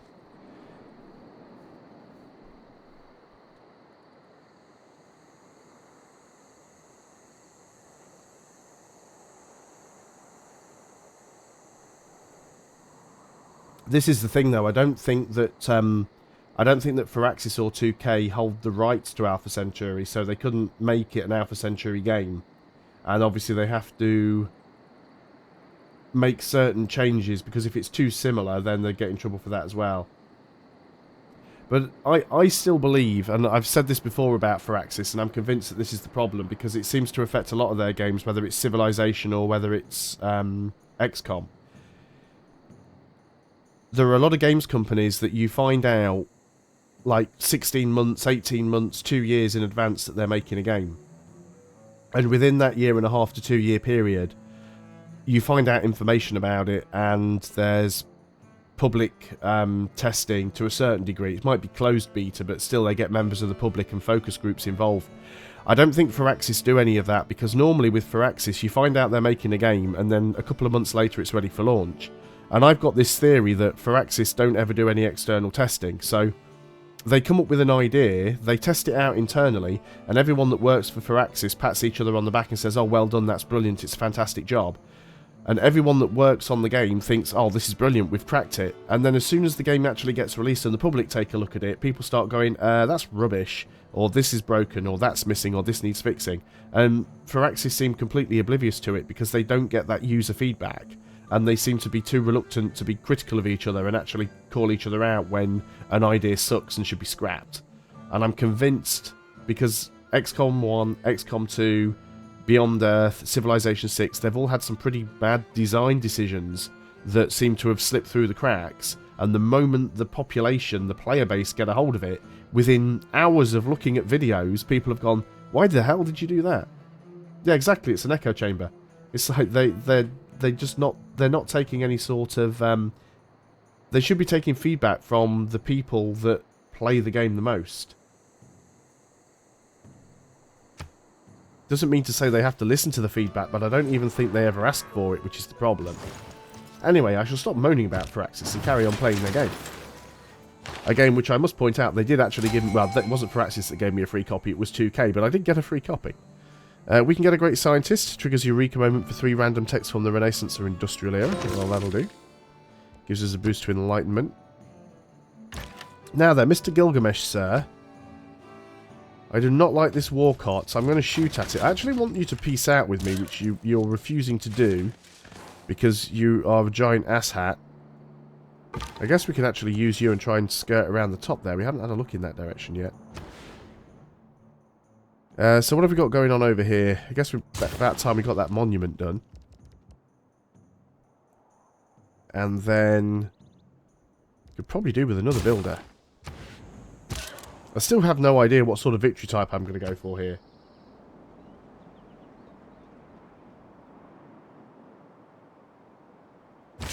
Oh yes, certainly. I mean, Civilization 6 is the most polished. And it has to be said that every single time they bring out a new game, whatever the game they bring out, every single time they bring a new one out, it is more polished than the last. However, a game being polished doesn't make it good. A game can be polished. I mean, they say you can't polish a turd, but you can. Mythbusters have proven that. And this is the issue. It's like, it'll be polished, but it'll still have some sort of underlying issue that needs fixing. You need to go over there as well. Let's go and spread our religion in this direction.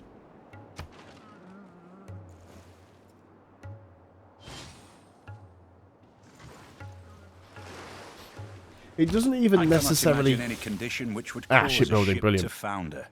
Modern Shut up, Sean, shipbuilding I'm trying has to talk. gone beyond that. It doesn't even necessarily have to be open beta, because the problem with an open beta is the public treat it like a demo, right? You put a game on open beta, and basically everyone will sign up for it, people will play it, and they'll play it because they want to play the game, and they won't provide any sort of feedback or any sort of bug reports. There are a few people that do, but the vast majority just use it as a free-for-all to play the game for free early. Whereas with a closed beta, they actually, you know, cherry pick who play. I actually do some work for a company called VMC, and they have a subsidiary called GBTN, which is Global Beta Test Network. And basically what happens is every now and then that company will get hired to stress test or alpha test or beta test a game. And the company, VMC, actually chooses which testers participate in the test based on their PC spec, their geographical location, and various other criteria. And we basically all sit in a Discord room, we're split into teams, we're given very specific instructions about what parts of the game we're allowed to test, what specific things we have to do. I have played games before for them, high-profile AAA games, where I've spent 4 hours basically joining a multiplayer session, running around for 2 minutes, leaving the game, and then repeating the process for 4 hours to stress test the server. And that is the sort of feedback they need, because this is people being paid to do it, and it's also people that are being cherry-picked, and you have to give feedback. You have a big survey form that you have to fill in every single time I join a game and quit the game, which is once every 3 or 4 minutes. I have to fill a line in on that survey saying what the outcome was, whether I saw other players, was there any lag, how did the match end, or stuff like that. And then there's a whole other section about any other crashes, soft locks, crash to desktops, lag issues, input issues, frame rates. And that's all useful information. But once you put the game out to open beta, then yes, some people will actually take the time to be honest and say, look, I don't think this works. But again, the other problem is by the time a game goes to open beta, it's usually beyond the point of them making any major changes. Open beta normally comes a few weeks before launch, when the game's pretty much all signed and sealed. Hello there, Githian. Glad you could join the stream. It is. This is the thing, right? There's been a couple of games, I'm not really allowed to say because you're kind of under NDA, but there's been a couple of games that I have tested with VMC. Let's just say there's been a couple of, I'm gonna say a couple of Ubisoft games recently.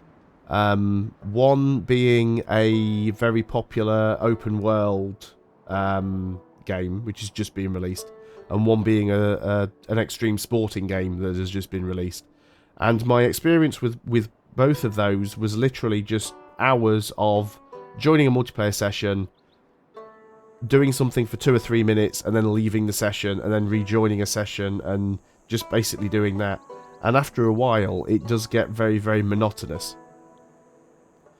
And, you know, it only pays, I think it's about $10 an hour. It's not a huge rate, but again, the more you do for them and the better feedback you give them, the higher the rate of pay. So there's extra motivation for people to actually give them good, genuine feedback rather than just mess around and fill in any old rubbish on the survey just to play a game for free for a few hours. Yeah, I don't think I could ever do it as a full-time job, but it's nice to do. It's nice to do every now and then. You know, because I get to play a game for 4 hours and get $40 at the end of it. So, you know, it's a nice little bit of extra income. It does all help out. Unfortunately, you only get invited to do these things like once every couple of months, so it's not always that useful. We don't have any lakes nearby, so going for Huey to Carl is not too great. Let's go ahead and get banking, because we think can get a bank.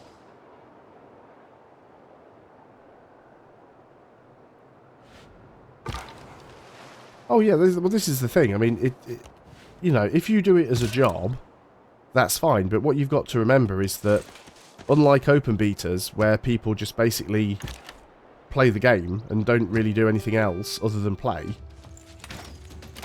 you know, most of the time people playing open betas don't provide any sort of useful, meaningful feedback at all. But also, the people that are doing the open beta testing are basically just playing through the game. They're not spending 10 minutes trying to run through a section of wall to see if you can clip through the terrain. You need to get over there as well.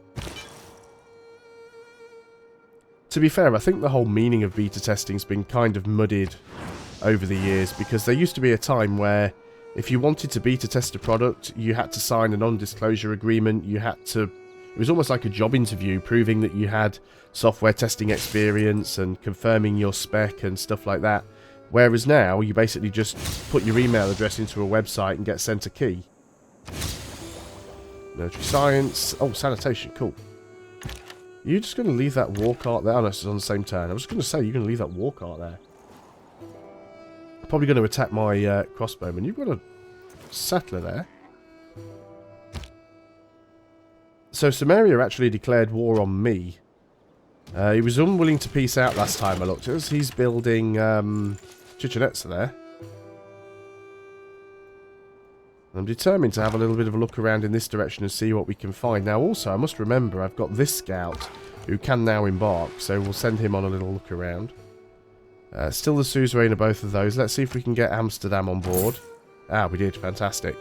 More gold for me. Skip the turn there, and you guys are heading down to try and get rid of this Catholicism that's over here.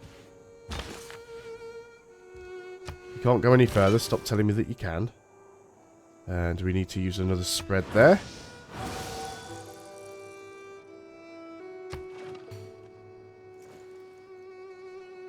Got a tile that I can assign there as well.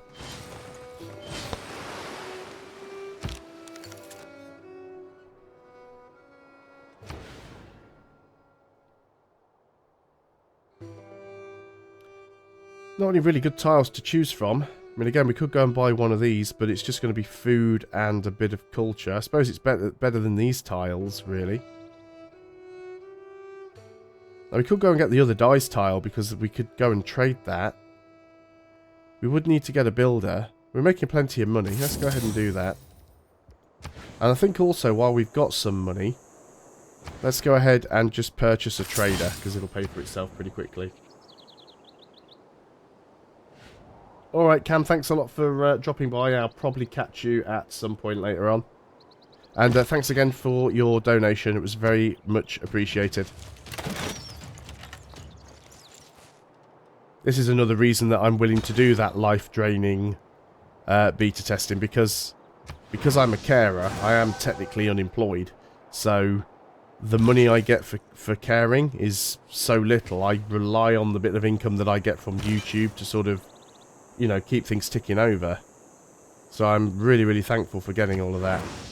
Ah, finally managed to get my religion into that city. Brilliant. Might even push it into Lisbon if I can, just so it fights back against Samaria a little bit there. Now this is Gorgo. We are actually allied with Gorgo. It's like for the first time ever, I actually managed to get an AI to be friendly towards me. I was quite surprised by that as well.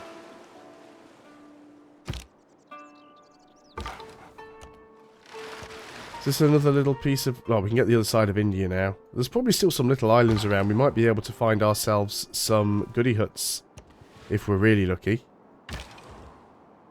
You're just going to sit there with that war cart. Well, I'll keep shooting at it if you're going to leave it there. So you've done your job. You've done your job. Do we want to spread that religion anywhere else? I guess we could bring it up there and try and send it to Nan Madol. You might as well just stay there, actually. So we've got that trader. Toronto has a mission, so we might as well go and trade to them. Because we were at some point building a industrial zone, so that'll benefit from that. We have a promotion, which I could use, but I'd sooner attempt to destroy that war cart if I can. Brilliant, we got it. Fantastic. Now, are you actually willing to peace out? No, you're still not willing to peace. He declared war on me ages ago with Norway. I assume, because Norway's like all the way up here. Norway's a long way away. And there was one Norwegian unit that got wrecked. So I assume that Samaria paid Norway to join the fight. Now, Norway wanted to peace out really early on, which was fine by me. But I haven't seen a single unit... No, now he wants to peace. I was going to say, I haven't seen a single unit come from Samaria so far that wants to actually attack me. You've got a lot of money. Would you be willing to give me more? No. What was that amount before? I can't remember what it was now. I should have taken note of the number.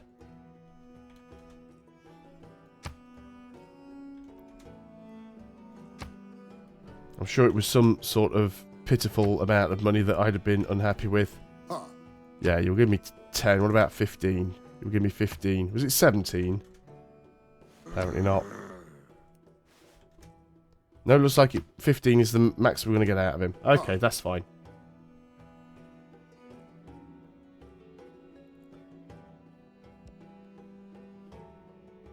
No. Settler. Yeah, I'm going to peace out with him anyway, so... Just to get out of the war, because the other problem as well is the longer that you're in a war... I mean, I'd quite happily... He wasn't causing any problems, so I'd quite happily stay at war for the entire game and just pick off any units he sent near me, but the problem is you get war exhaustion in this, so the longer you're at war, the more unhappy your population gets. Just got some watery tar through a sword at you. Which is the reason why the AI normally wants to peace out after a while, because they get into that position where they start getting so much war exhaustion they have to. So there's Divine Right done. So what we can do now is go into Monarchy. Housing in any city with city walls, double influence points. So I think that's going to be quite a good one to take.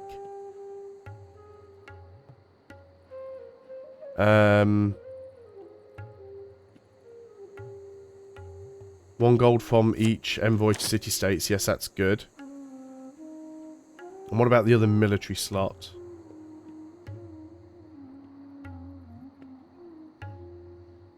We do want to get an encampment district, so let's go ahead and put that one there. We do need the population somewhere to be able to do it, though. You can get a promotion, so let's go ahead and give you volley. Krakow, can you get the encampment? No, we still need population of 10 or greater. You've actually got no growth going at the moment. Let's go ahead and get a builder. Let's get a couple of builders, actually. We'll get some farms around here, because we've got no growth. So that's a bit of a problem. Got another winged hussar. Probably just move you up and put you into one of the cities. And we'll move you up here and try and flip that over. I don't know why they've got a scout, settler up there.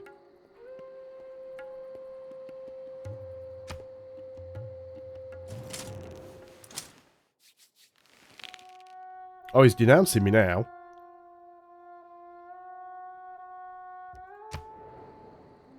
Denouncing me because my non-existent navy is weak. Knowledge of astronomy is advanced. Astronomy has advanced considerably. Barbarians have spotted your city. Well, maybe they have, but that is not a barbarian and it is nowhere near my city. So I want to go and have a look over here, see what I can find. Gdansk, what are you working on? You are growing. Could probably do with a theatre square. Another commercial hub wouldn't be terrible. An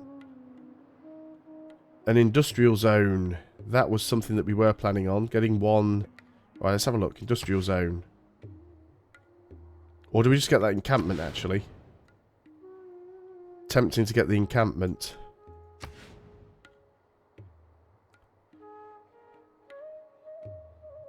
Most of our enemies are to the north. Let's get our encampment over there then. As long as we've got one somewhere, because at the moment we've only got a single source of iron, so I'd like to be able to get some swordsmen.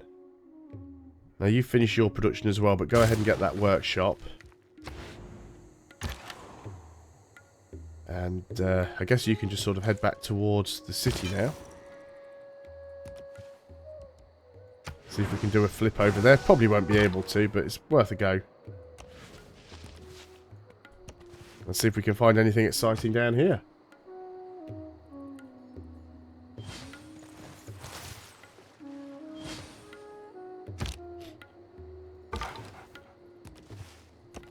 Found a little oasis. That's going to be Scythia.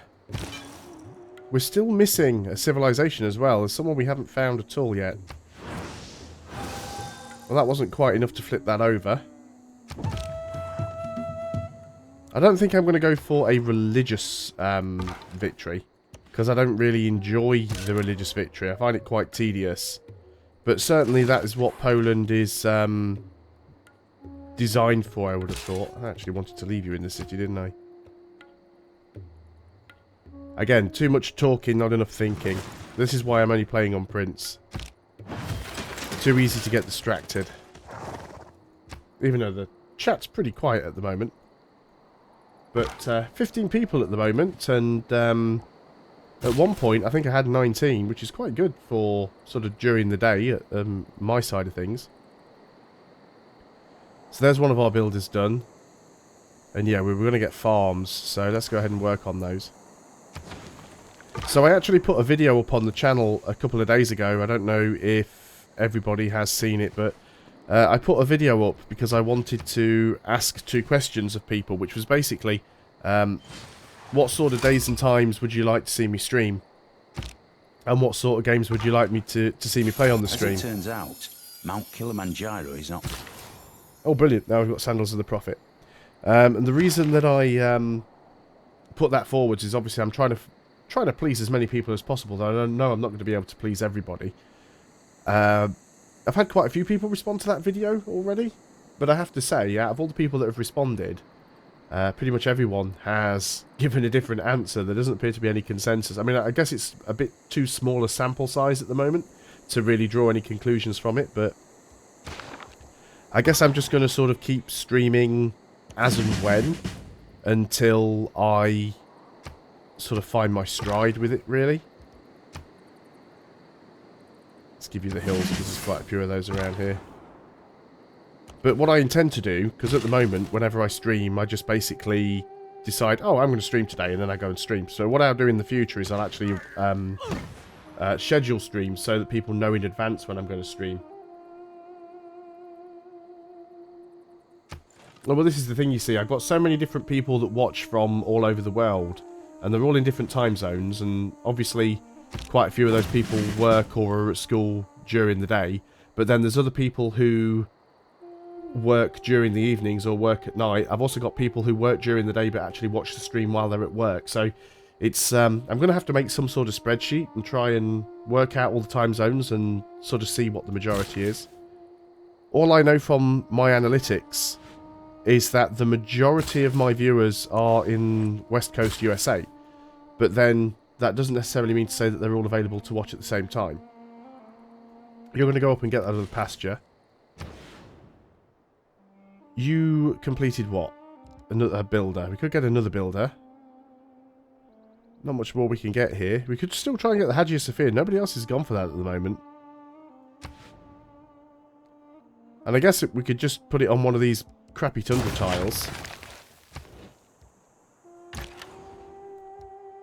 Who's got the promotion? Did you not already have a promotion, or have you got a second promotion? Fine, let's give you both of those. That'll make you a little bit more useful. Now we've used up all of your movement, so yeah, just put these units on to alert. Oh no, that was the one that got promoted last time. I keep forgetting that I've got 2 scouts. It's because I got one basically out of a goody hut.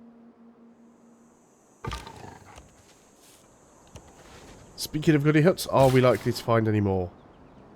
So you can go ahead and get that stone. I would still like to get this jade. We might just have to buy a tile. Where are our borders going to spread to? 17 turns we're going to get the copper. Both of these cost the same, so I think we will just buy one. We don't have any duplicates of anything at the moment, so nothing to trade away.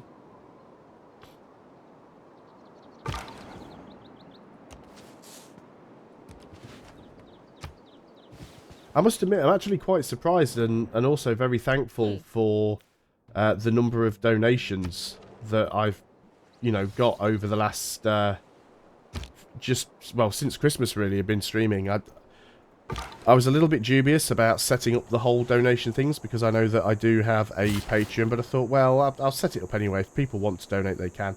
Because I have actually had people asking in the past if there's a way to just donate like a one-off amount of money as opposed to having to set up a Patreon account, Because even though on Patreon you can just, you know, sign up for 1 month and then cancel, you know, it's basically something you've got to remember to do. You sign up and then cancel, whereas with the donation you can just do like one-off tips, which is fantastic. But I was a little bit skeptical about setting it up because I felt a bit like I was double dipping, but I mean, obviously there's a few people that do consider my content worth it, so yeah, I am very, very grateful for that. Which is why I've got this little thing up the top here. This is my sort of what I'm putting the money towards. So the first lot of money I was putting towards getting my new subscription for Adobe Adobe Creative Cloud for Adobe Premiere, because my old outdated copy of Adobe did not like my new PC. So got to pay whatever it is, $20 a month to use Adobe, which I suppose is still better than having to pay like $1,000 to buy the software outright. But I need some better lighting, because at the minute I'm having to use a selection of desk lamps to try and light the green screen and light my face. So that's what the current progress is for. Let's go ahead and try friendship again. Ah, Sparta does not need my friendship. Okay, what about if I send you a delegation? Did she turn down my delegation? But she's friendly. All of these friendly modifiers, but she doesn't want to be friends.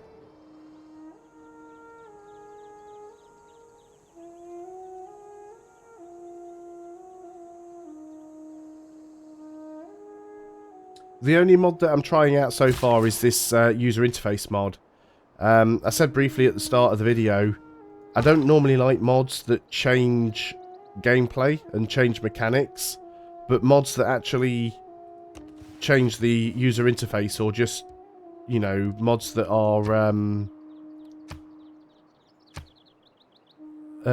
are quality of life fixes, I actually don't mind. But yeah, I do quite like this CQ UI mod. I definitely think I'll just see why. Why did she say no to me offering her friendship, and then the very next turn she offers me friendship? It's just madness. Into the Renaissance era. 4 new city-state quests. So what tech did we just complete? And what do we want to pick up now? I suppose we could get castles for the better walls. Patala Palace, we might be able to get, actually. I don't think anybody's built that yet. Let's get you into the water.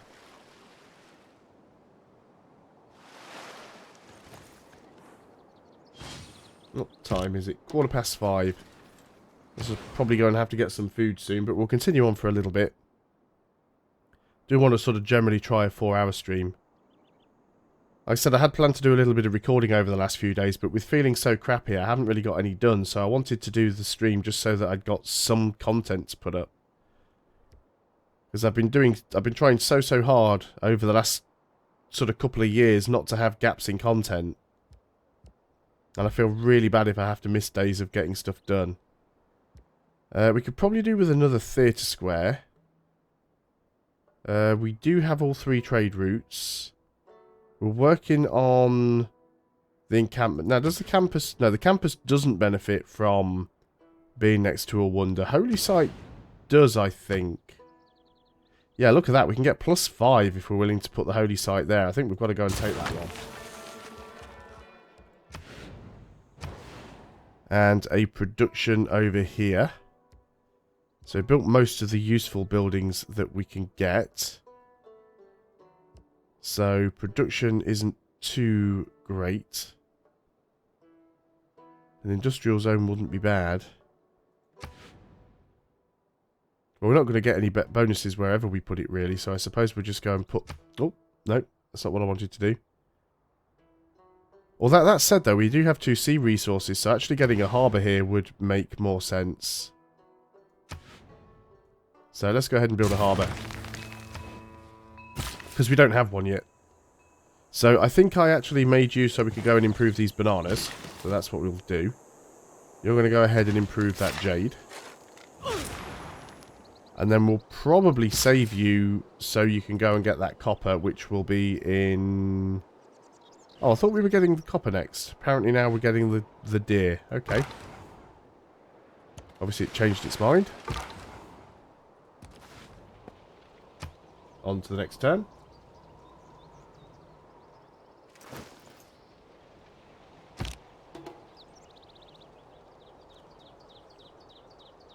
Oh, feels like it froze up a little bit there for a second. Not too sure what it was doing. Got to be some more goody huts around here somewhere. So you are going to plantation.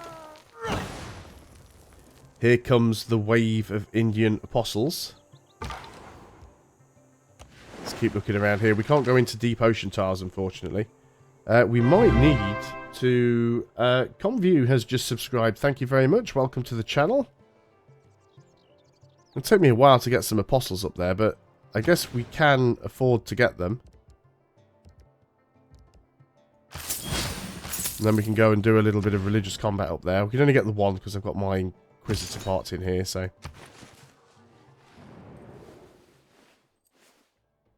You like it that I'm pumping out apostles? Now, you've just become... You've just offered me a declaration of friendship, so why are you talking smack?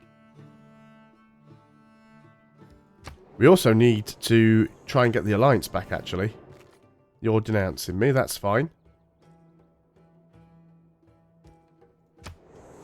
I still think it's quite broken in the way that you can't ever really get the AI to sort of reliably be friendly in this game. Alliance, yep, you'll accept. I mean, a friendly AI will still attack you because I don't think the game has like the backstab penalty anymore. But yeah, the AI is quite happy to declare war on you even if you're friendly, so... Now, we can't get any wonders here. We could get another harbour, but again, there's no real resources that we could do with. Now, there are some mountains. And what we could do, if we were willing to buy that tile, which I am, we can go and get a campus there. There's a lot of science because it's surrounded by 4 mountains. You can go and get that. So that's Scythia versus India. Well, that's fine. That'll keep him busy for a while. Are you going to let me close that pop-up? I'm going to go with no. Let's go this way around. We're kind of stuck here. Let's see if we can go around the north. Around the other way. Come on, give me a goody hut.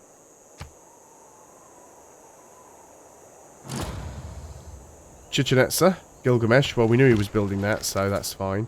I see you. Which probably means, I was going to say, it probably means there's a barbarian camp. It's almost dead, though. Might even be able to take that out. So, let's get you up to the north, just in case Gandhi decides to send any more units in. I guess you're going to go over there ready for the deer, then. So, let's go ahead and get ourselves another apostle. And you are getting the pasture. Apparently we've still got a few tiles that are not locked in. Here, the wheat's fine. You have unlocked tiles. Yeah, I guess I'm okay with that, because you're not working particularly good tiles, so you'll automatically swap around if we upgrade anything. You're okay. You've got housing issues. Which is hardly surprising because you've got a lot of food, but not much else going for you. You certainly keep that one locked in. This one I'm not too bothered about. Right, let's go around the other way then.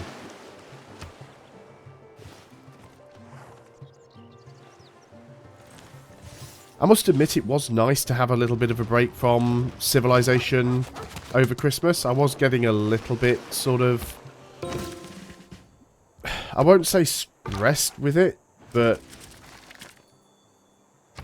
I think because I've been playing it on the high difficulty level and I've been having the issues with barbarians, it was getting to the point where I was just getting a little bit frayed and needed a bit of time to reevaluate things. Let's go ahead and get the barracks. We could have gone for the stables so we could get the terracotta army, but I'm not too fussed. So let's continue to move you up here because we have got these units from Gandhi. Now, apparently as well, I'm not sure whether it was in the full patch or whether it was in the DLC. I think it was in the full patch, because there was a patch with the DLC as well. They've apparently now fixed the bug where you run out of promotions for apostles, which is good. Yeah, relic created if apostle dies in combat. That'll be useful. So let's go around. Oh, they don't move very fast, do they? Definitely need to get some... there's a lot of stuff up here we haven't uncovered either. Send an envoy. So the suzerain of Amsterdam. Lost suzerain status of Lisbon. So let's try and get them back on board. Was that enough? Yes, it was. Brilliant. 71 gold per turn, which is really nice. Get the bananas. And, yep, you keep moving on up here. Trade route. Where would we get the most? Still, look, 12 gold from Lisbon. That's far too much to turn down. 92 gold a turn. And Apostle. Crab. Randomly out in the middle of the ocean.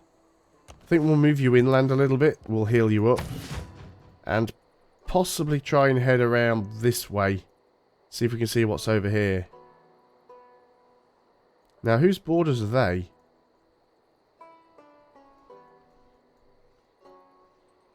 It's a closed border, so it's not Gorgo. It looks like it's red and gold. It could be Spain. It's definitely not Samaria's border. And I don't think it's Norway, so that could be our final civ that we haven't found yet. So we'll definitely go and check that out.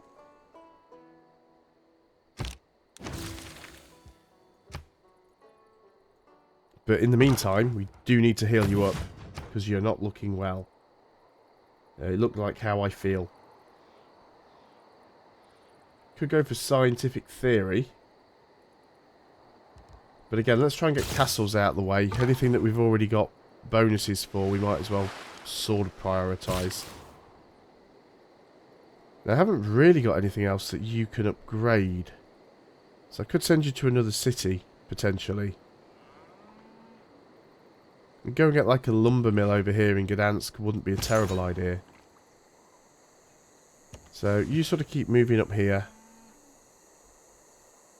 You're going to move up here as well. I don't like the fact that they've actually got 2 apostles and a missionary, but what can we do?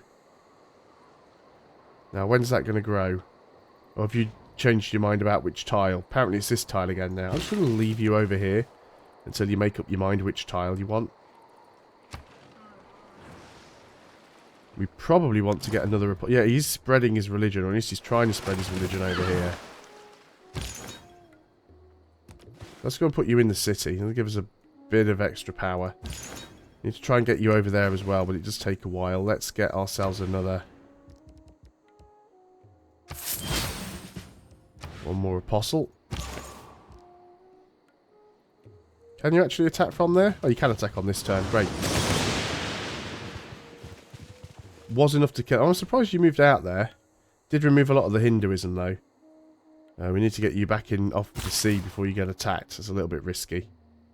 Yep, you're just going to go to sleep.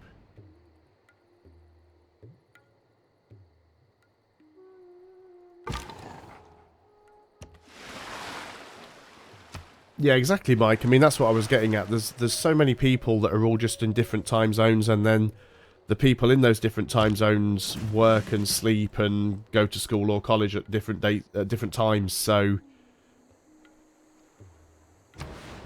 and I guess this is the thing. You know, I've got 10,000 subscribers. Out of those 10,000 subscribers, only about 200 people watch most of my videos. And then out of those 200 views, they're mostly over like a 48-hour period. So trying to do a stream and hoping that any amount of those 200 people are available during that 4-hour period, it gets down to, you know, 18 people watching like it is now.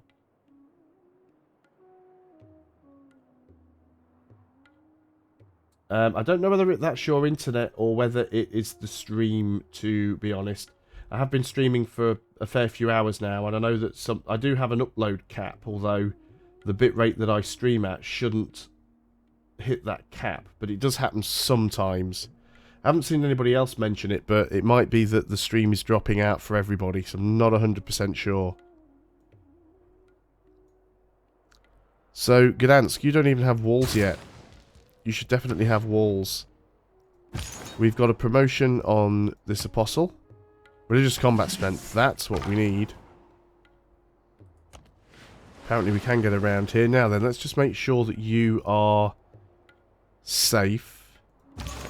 Let's get you back into the city. Now apparently now, there's another thing they've changed now. Religious, and this was changed in the DLC patch. I don't think you need the DLC for this feature, but it was changed at the same time the DLC came out. You can now fortify apostles and, well, theological units. You can just fortify until healed now. You don't have to stand around in holy cities or holy districts anymore, which is fantastic, because that was so bloody annoying. So you were going over here to Lumber Mill, I remember. What is that that's been completed? Colossus, again, not something that I was working on, so I don't care too much.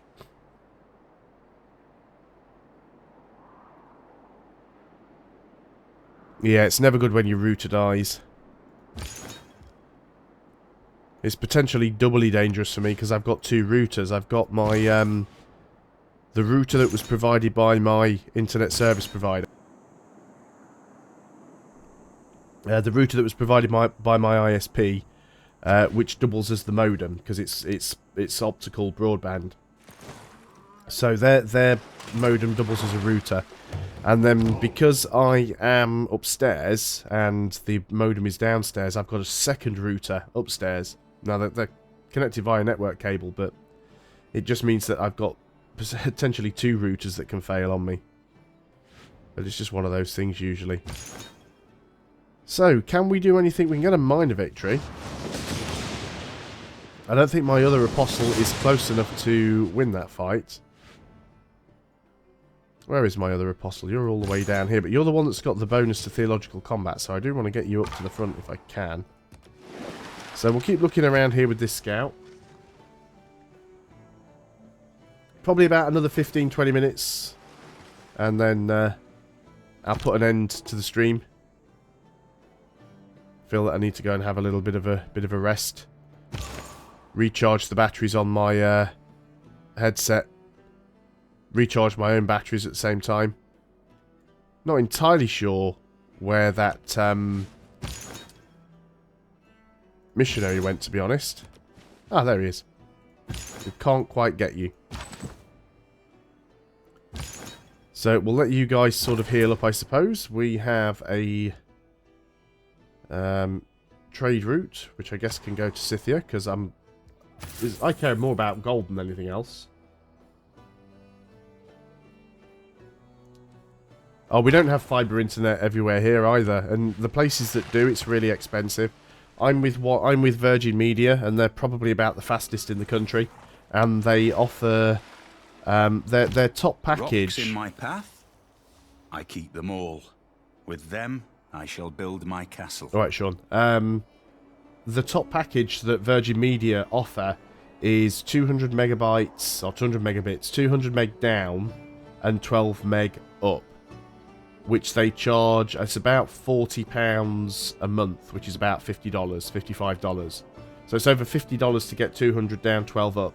You can get 20 up, and they remove the upload cap, which is their gamer package, which is an extra £5, so an extra $8 a month. So you're getting close to $60 for 200 down, 20 up. And I believe they do another package which is 300 down as well, but it's not one they advertise, it's one you sort of have to ask for. But a lot of the country is still using copper cables, and they're lucky if they can get more than 20 meg down, so... But when you... even England looks backwards when you compare it to places like, you know, Scandinavia and parts of Europe where they've got a gig down and a gig up, and they pay like half the price that I do for 200, so... let us go for printing. We might be able to get Forbidden City, actually. Now, where did all of those theological units disappear off to? Because they all seem to have made their getaway. I'm trying to see if I can see any before I actually make a move with these units, but... Ah, there is the Apostle. Well, we would get a major victory there. Because that's the one that has the theological combat strength. Are you out of moves? Seriously? But just try and surround it, see if we can do some damage to it.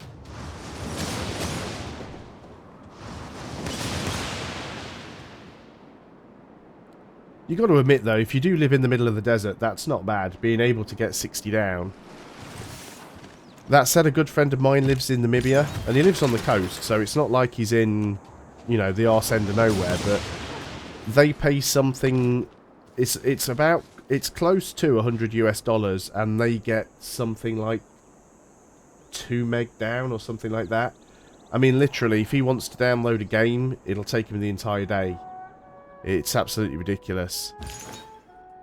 I mean, I can understand that certain parts of the world don't have the infrastructure for a fast connection, but the fact that they pay basically 2 times what I do for what I consider to be a really fast connection is absolutely ridiculous. So what have we got over here? We could get the better walls. We could actually go ahead and get the terracotta army now. We could try for it. Could also try for the Colosseum, which I'm tempted to try and do. There's only one spot we could get that in. It would mean getting rid of the pasture. We don't really have amenity problems. It's housing problems more than anything else. Patala Palace.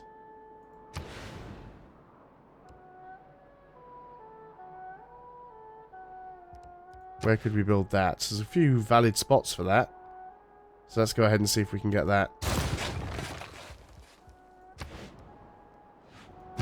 Unit needing orders. Yep, you guys just all sort of heal up for now, I suppose. Not really an awful lot going on around here. Now then, what happened to you? Are you still not fully healed yet? Now you are. Having seen a non-market economy, I suddenly So we're going to head over this way and better see if we can find what I out who liked these about borders a belong market to. economy. Civil engineering, production towards builders, colonialism. Raj is quite nice, actually. Although we're only suzerain of 3 city-states, so it's not all that good. I think we'll go for civil engineering. And yeah, you're kind of like, well, what do I do with you now? You can heal up as well, I suppose. You were going there to get a lumber mill. And that gives us a boost to mass production. So yeah, we're hitting the housing caps in a lot of places. Should probably wait till it's my turn, otherwise it might break it. Does do that sometimes, because you've got a civilian that's not locked in somewhere. You've actually got a couple. You are locked in on the lumber mill though, so that's good. So we'll keep looking around. Get over there as quickly as we can. And then we might actually find that final civilization before we end the stream.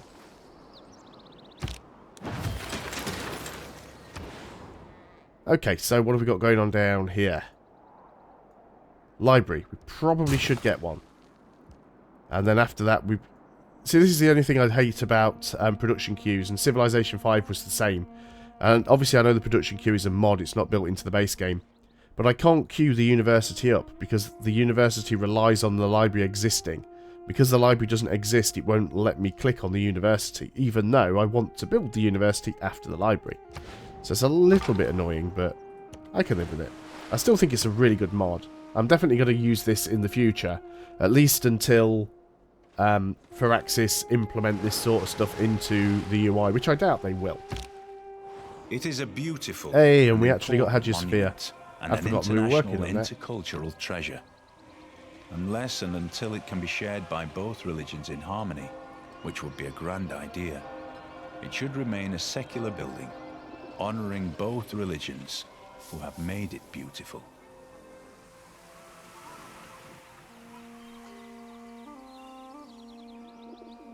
Fantastic. So there's another wonder. So let's go ahead and work on that bank. 2,000 gold. I mean, we can just basically buy whatever we want now. Let's keep heading that way. Again, there's still this weird user interface bug. See, I've always thought it's like one of the things about World of Warcraft is if you played World of Warcraft when it first came out, compare the user interface to WoW in vanilla to what it is today, and look at all the extra things that have been added. The alarm clock, the guild calendar, the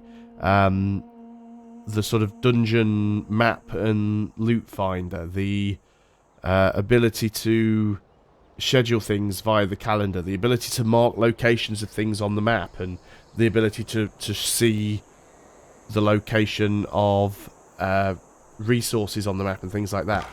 Those are all things that existed as user-made mods that got added into the base game, making the mods redundant. But I think that's really good on Blizzard's part, because they're basically going, well, these are features that are missing from the game because people are modding the game to put them in. So you don't have to worry about updating the mods every single time a new version of the game comes out, because they basically just put them into the game as part of the base. And it would be nice if Firaxis did things like that. If they looked and went, well, hang on a minute, people are making this this mod to improve the experience of others. Maybe we should incorporate that into the game. It does look like Samaria's colours. It's going to be difficult to get to. We might have to take a shortcut through Greece here.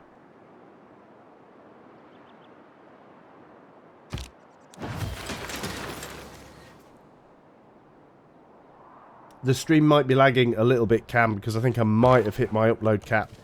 That said, I'm starting to feel really grotty, so I might be ending the stream relatively soon anyway. I feel like I've been punched right in the nose. Hello there, Afro. Once again, your inexplicable ability to turn up shortly before the stream ends. However, this stream, I believe, has gone fairly well, so what I intend to do with this one is actually keep this one on the channel.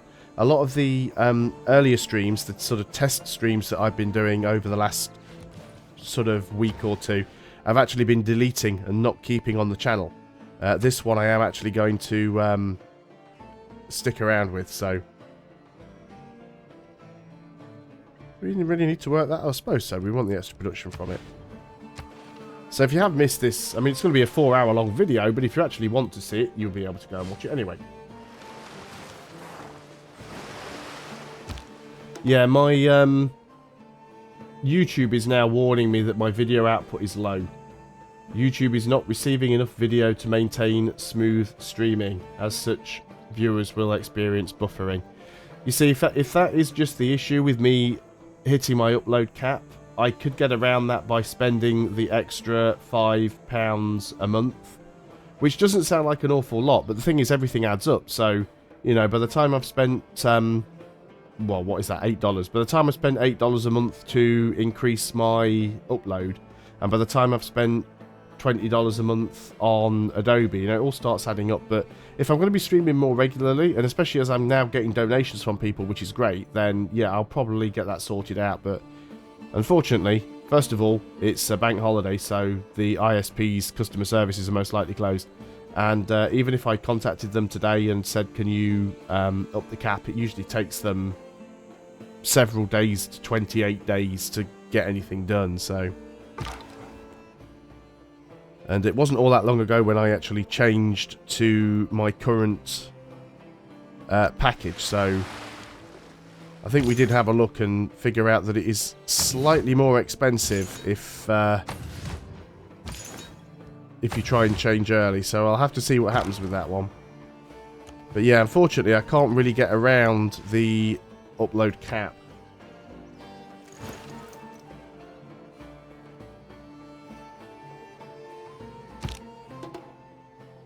I mean, the only way I could try and get rid of it is to put the bit rate of the video down. It is Spain, yeah, I was right about the colours. It was Spain. España y Portugal. Empero, por encima de todo, somos fieles devotos de la única y verdadera religión.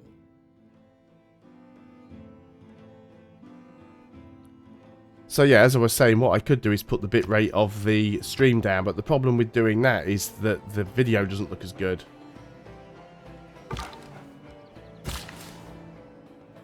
You are going to go ahead and get the dice. That should give us a spare die now, which we could trade with somebody if we wanted to. Gorgo, do you have dies? I've already got coffee, so that's no use to me. Cotton or diamonds I could go for, though, but you wouldn't do a straight swap. Would you give me, like, a great work in exchange? No. Okay. So maybe there's somebody else that I could... Somebody that doesn't hate me. India doesn't hate me. You have got you've only got like one of everything, so I doubt you'd be willing to exchange. Who else doesn't hate me? Scythia. Again, you've pretty much only got like one of everything. Let's try Spain. We've only just met them.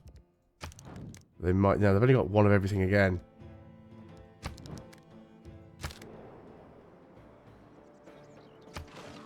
So that wasn't all that useful.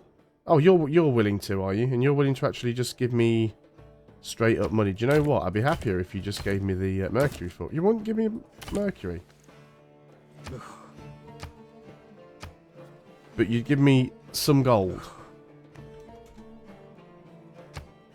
Okay, how much gold's it worth? Not 150 apparently.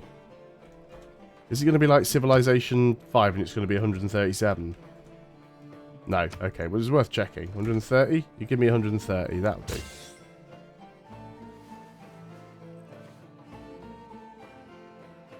Oh, well that's not too bad if it's 48 hours.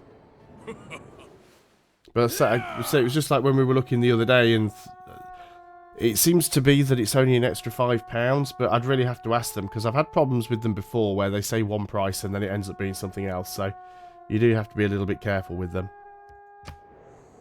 So what are we up to? 3 hours and 56 minutes. Yeah, I'm going to end this in a moment or two. So even though we can... The pen might not be mightier than the sword, but maybe the printing press is heavier than the siege weapon. Even Just though a we few can words set can these change guys to fortify until healed, they don't seem to be getting any health back.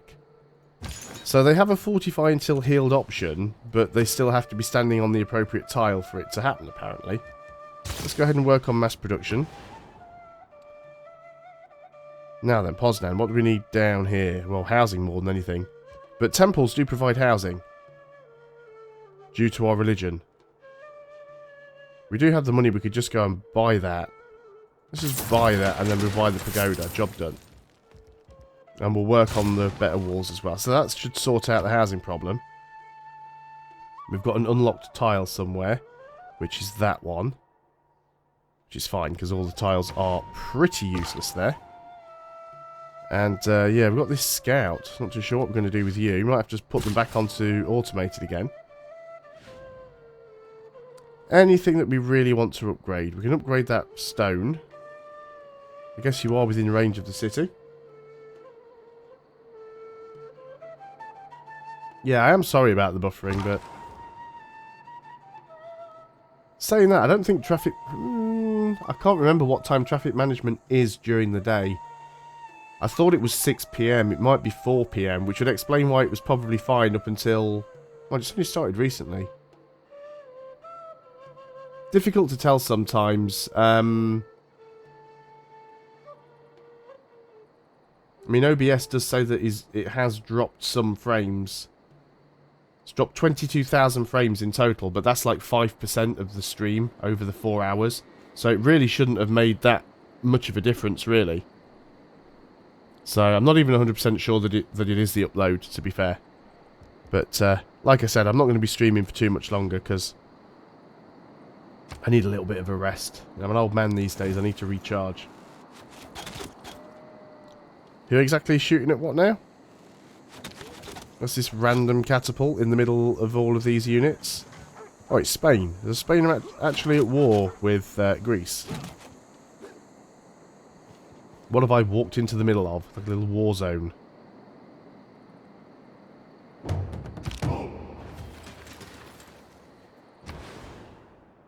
And what have we got here? I suppose we could go for the medieval walls there. Although... Forbidden City would still be nice to get for the culture. We've got a couple of decent tiles we could put it in. So let's go ahead and start working on that.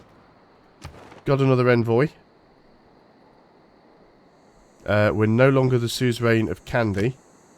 But we should certainly do that anyway, because that gives us the extra faith in the holy site. So even faith gain's pretty decent right now. Yeah, you're going to go back onto Auto Explore. And I don't know what I'm going to do with you guys. I might just have to sort of cycle you out in the Holy District. Just until you get your health back. But you were mainly there just to sort of protect from Gandhi with his missionary spam.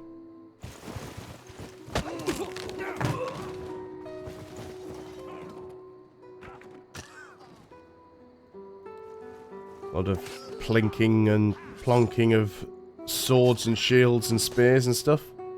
Those hoplites getting stuff done. The hoplites are actually an upgraded unit of the spearman. They're not even really a swordsman, so it's more of an anti-cav unit than anything else, but they're still pretty strong.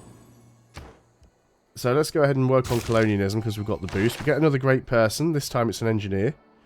Lets the city build one more district than the population limit allows. And triggers a eureka moment for printing technology. We've already got the printing technology, but being able to build an extra district is quite nice. We'll leave you down here. We'll put you to sleep for now. And we'll continue to look around up there to the north. It's just thinking now about which city we're probably going to need more population in. Probably Gdansk. I don't know though, to be honest.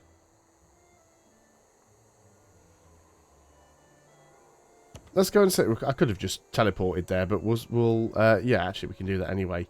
Let's just move that Inquisitor out. And then we can teleport you to Krakow and do it that way. But that is all of the movement that I can do on this turn. I've been going for 4 hours now, so I think it is time for me to take a break. I just want to thank everyone again who has turned out to watch this sort of unannounced stream. I hope you have enjoyed it. I say I will leave it on the channel if you do want to go back and watch it if you have missed anything. Once again, thank you to those new subscribers and also those of you who have donated. It's very, very much appreciated. And I will see you guys on the next video. So, until then, goodbye for now.